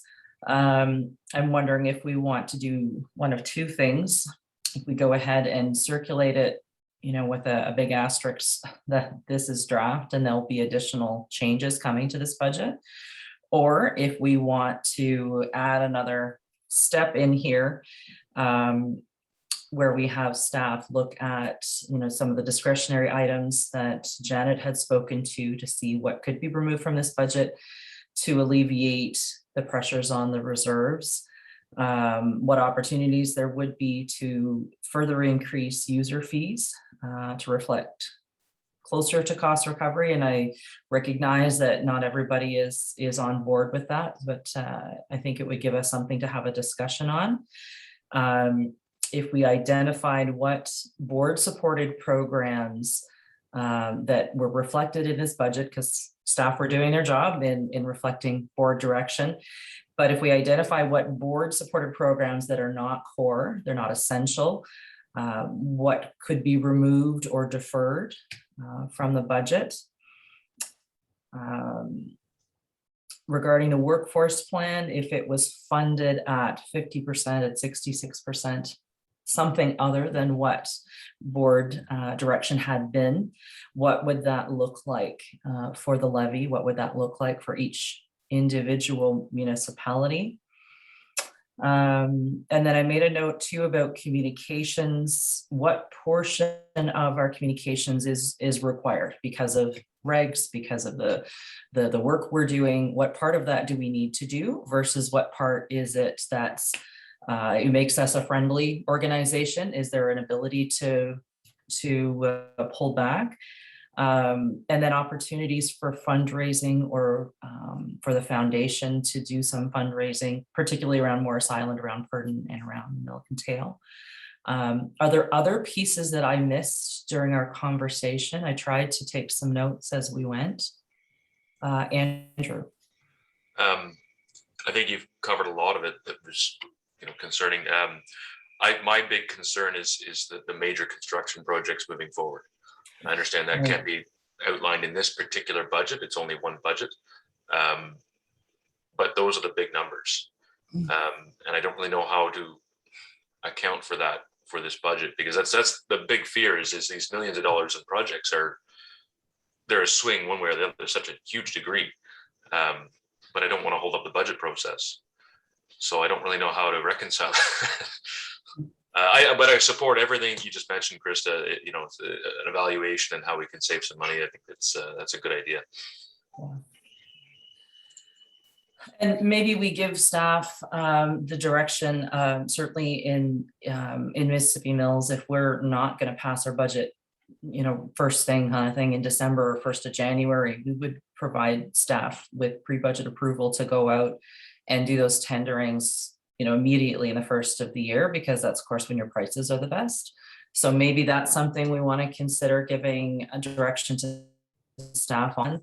And regardless of them going out first of the year, there may be increases to those costs just because that's the way the world is right now. But that may be something we want to consider as well, if we're going to take some time to weed out some of the 2022 budget. Go ahead, Sally.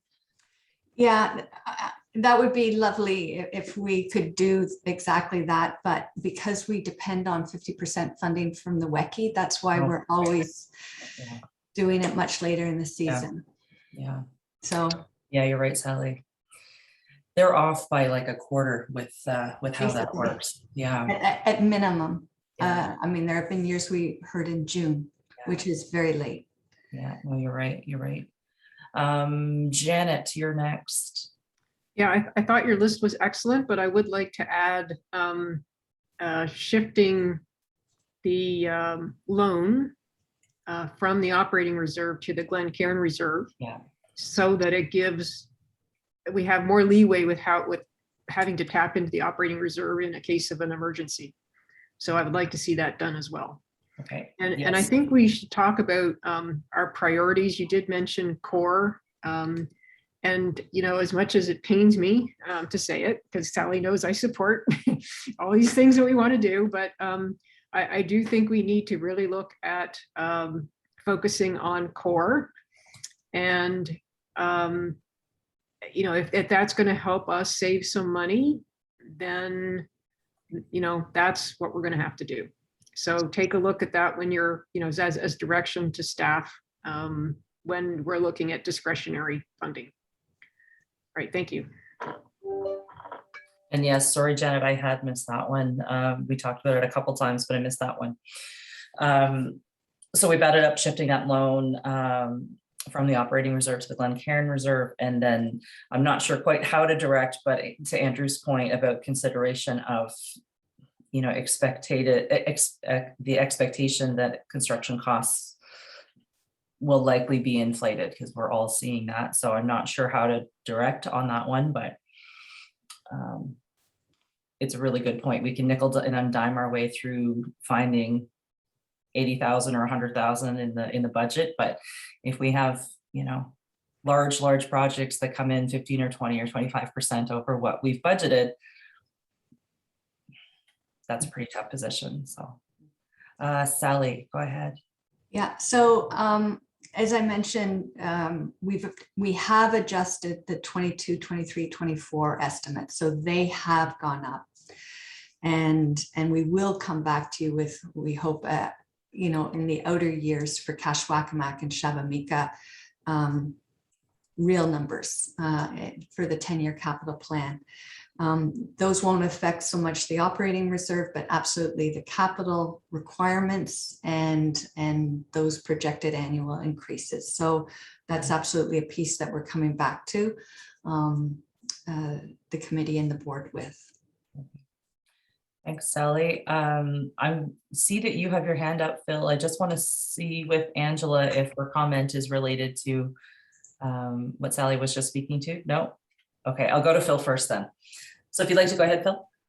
Yes, I think it's really important to get, as Janet suggests, to get a ranking of what we might put off. Certainly, it seems to me if the Widow Lake Dam at $350,000 is mainly to allow passage, the engineer should be advising us, can we put that off a few years without seriously damaging the water flow, water retention capabilities, or whatever Widow Lake Dam is for. Certainly, passage is not one of the things that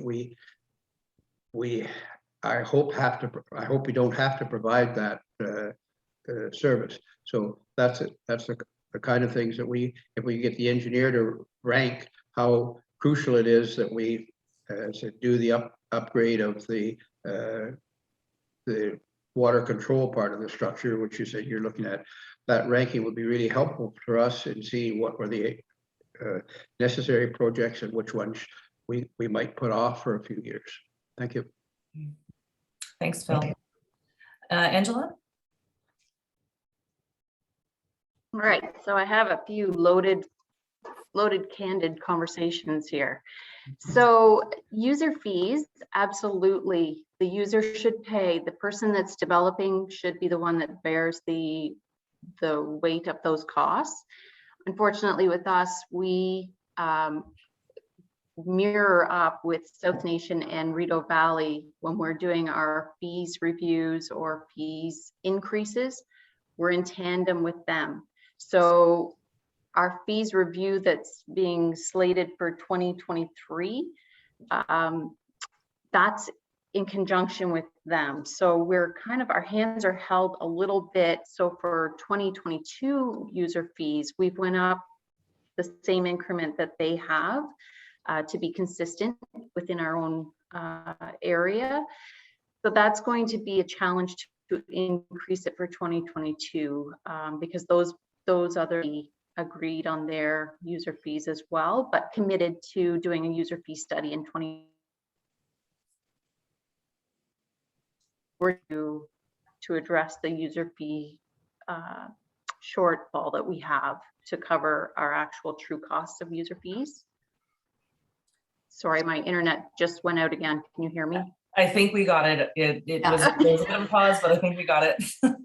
So back to info tech, where we need the Wi-Fi to be consistent here. It's a necessity. So since we've come, Sally and I, in 2019, we have went through, and Sally mentioned this, that operational expenses like your mileage, your materials, those have been shaved down and made leaner, and reallocated those funds to where the newest needs were. Already been scrutinized, and this is a very frugal organization that when I came here, this is a very frugal organization. They do it very much with very little. So I'm confident with that. So I'm not sure that we're going to find a lot of operational savings. Our biggest expense, and Sally has mentioned this, is wages. And this is also a very strained organization, and our workforce plan is addressing that. So to look at less people or to reduce people would mean that we need to look at, just like we would look at our capital plan of projects that we can defer or put off because they're not a safety risk now, that due to affordability, we might deter those projects. Possibly that's where we can look at within the organization. Are there projects that are nice to have? Yes, due to climate change, we need to address them, but maybe there's some projects that are nice to haves that we could defer due to affordability on the operational side as well. So that's my 2 cents, is that grants are wonderful, but there's usually a commitment from our side for grants, and a lot of it is staff time. It may seem like as if we're getting this beautiful pot of money from a grant, but grant money is never free money, and it takes a lot of staff commitment. And so to try to come up with some operational savings, we do have additional staff being added to our complement to help with the workforce plan and the psychosocial, our strain on our workforce now.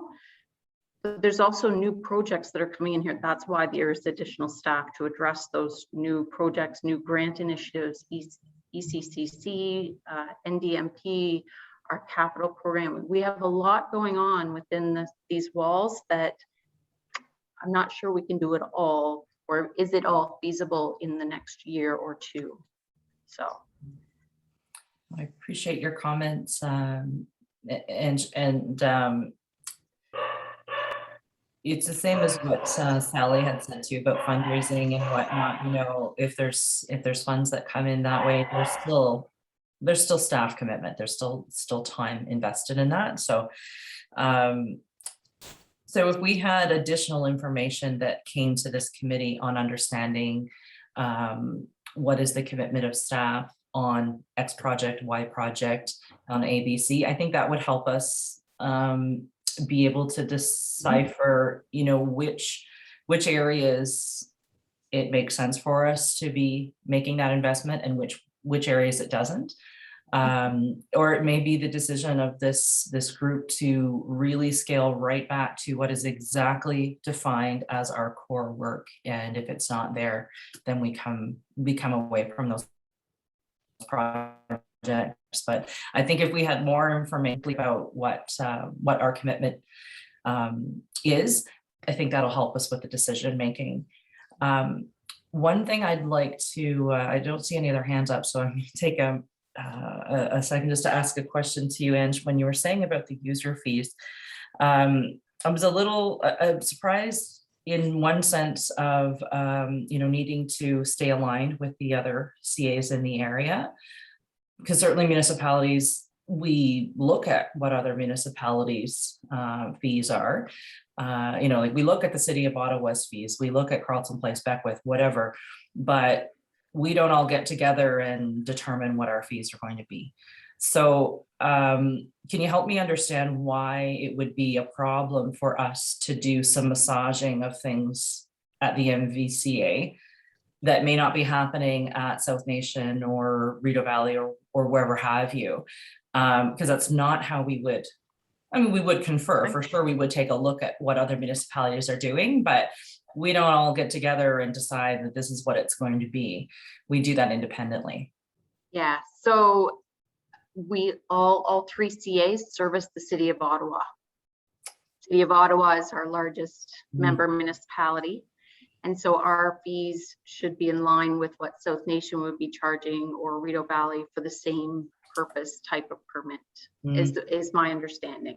Am I right, Sally, on that? So that's why correct. we So that's why we partner with them and make sure that it's fair, doing the same work for the one municipality. Okay, okay. That makes it awkward, that's for sure. Mhm.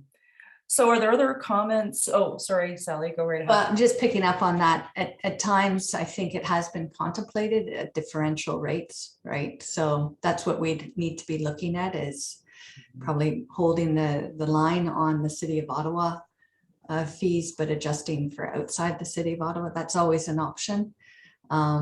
And quite frankly, we're seeing as much development outside the city of Ottawa as we are inside the city of Ottawa these days. So, you know, I can't speak specifically to the revenues inside and outside the city of Ottawa. That's probably an analysis we could do and let you know. But maybe, you know, we could look at that. Janet, Yeah, I think I'd like to make a suggestion, and you're probably already there, Krista, but I think this group may need to meet again before the 1st of December and look at the options, because I think we're asking for significant enough changes that we can't take this budget to the board. So I know it's going to be difficult because you only got 2 more weeks, and we're going to have to try to probably do it next week. So anyway, that would be my suggestion. Thank you. yeah, thanks, Janet. That's actually kind of where I'm going next. Like I'd said sort of at the beginning, I think we have one of 2 decisions to make. Do we go ahead and circulate this draft with a really big asterisk saying lots of changes to come? Or is it better for us to plan to meet before the 1st, get some further information on all of these items we've been discussing? We can have another rehash of things, and it'll mean there won't be as much time for the other board members to look at this before the 1st, but it may be a better document if we do it that way. So would we prefer to keep it, readjust, make a recommendation from this committee, and then take the draft? Andrew? I'd move that. I think Okay. there's a lot of work to do here. Okay. And it's a systemic look at the entire thing going forward, given some increased costs and various things. So I would move, you know, as suggested, that we revisit this. I don't want to vote against a budget, you know, and I have fear for the future. So I want to make sure that we're all on the same page. So I'd move that if everyone is happy with that. Okay, so we're moving that, the items we've discussed, staff are going to go take a look at those pieces. They're going to bring us a second draft. Yeah. We'll revisit this and ahead of the 1st, so we'll have to get a doodle poll out to try to get everybody available to meet again. I say I move this. I don't know if I'll make the meeting. Okay, so it's moved. Do we have a seconder then for that motion? Phil, you're seconding that motion? I'll second. Okay, I think we've got Phil seconding. Was there another comment from you, Andrew? You're Oh, good? thank you. That's all. Perfect. So Bill King, I'll go to you. No, I was just going to support that. I think we should make whatever reductions we can in the next week or so. I'm hopeful that we can find further reductions when we get to the board meeting. Thank you.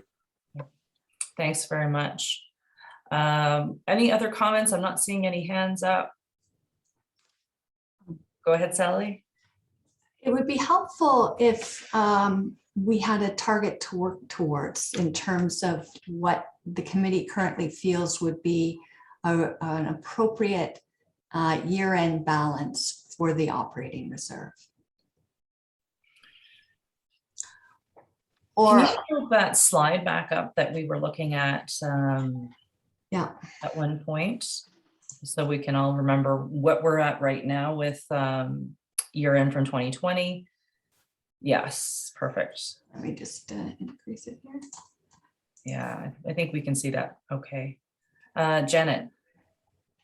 Going back on memory, at the last finance committee meeting, and I remember there was this discussion on the amount that we thought might be in the reserve at the end of 2022, or, you know, we were talking about that. And it was a number around, I think, 600 to 700,000 was what we seemed to be comfortable with. And that's when Councillor El Shantiri raised the issue of wanting a policy for, perhaps how much reserve there needed to be, and, how much, a number of months expenditures and things like that. So I'm just going by my memory on the conversation. There seemed to be a comfort level around 600,000. And I don't know if other people can remember if that was the number. Thank you. Go ahead, Sally. Yeah, I think the report that we had written or the presentation made spoke to a minimum of 3 months. 4 months is, desirable. Depending on how much you go above that, it starts to become a question, are you holding too much that could remain in the pockets of the municipality? So I just put that out as something. If we put it in terms of how many months annual operating as opposed to a specific dollar amount from a policy perspective, that then evolves with the organization over time. So Janet's remember 6. Anyone else have a suggestion we'd like to put forward to provide staff some direction on this? Trying to keep the operating to 600 minimum. Okay, I think we'll provide that then as direction. Okay. And we'll retain the right to change our minds later. Okay. All right. Is there anything else? We do have motion on the table here. Is there anything else that staff are needing in that direction? Or is there anything else anyone wants to capture in this direction? Go ahead, Sally. I just want to read back what I have in way of a resolution. Resolved that the items discussed be reviewed by staff in a second draft table before the December 1st Board of Directors meeting. Tabled at the Finance and Admin Committee. Yeah, Andrew? I just add, and like again, I keep saying it, my big concern is looking forward with construction projects. I don't expect a big report because you've already got a lot of work to do here, but I wonder if you could add current construction cost index to any future projects foreseeable and see how that affects individual budgets going forward the next 5 years, that sort of thing.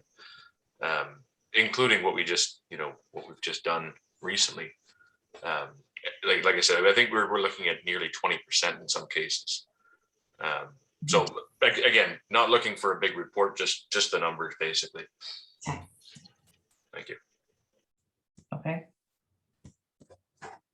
All right, so if there's nothing further anyone wants to provide, Phil Sweetman.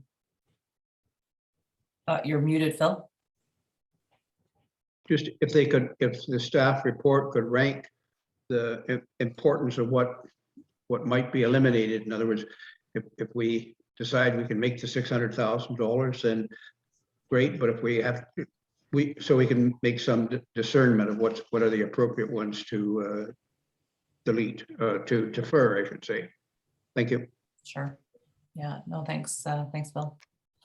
So if there's no further discussion, I'd ask all in favor of the motion direction to staff to please raise your hands. All right, so that's 4. 5, thanks, Paul. There we go. So we're unanimous there on this. Well, thank you, everybody. This was a big meeting, a heavy meeting. So thank you, and thank you to staff as well. So we'll look for a doodle poll or something to come out so we can confirm a next date so that we can look at the second draft and hopefully be in good shape then for the first for the board meeting. So I think that wraps up let me just go back to the top here. I think that wraps everything up. Our next motion would be adjournment. And just before that, I'd like to thank Phil for stepping in there. I was having Zoom kept kicking me out and not accepting me this morning. So thanks for stepping in. I appreciate that. So our last motion then of the day is that the meeting be adjourned at 10:50. Is there a mover and seconder, please? So moved by Bill King, seconded by Phil Sweetnam. All in favor? Thanks. We are adjourned. Thanks, everybody. Wonderful. Thank you. Thank you, Krista. Well chaired. All right. Have a great day, everybody.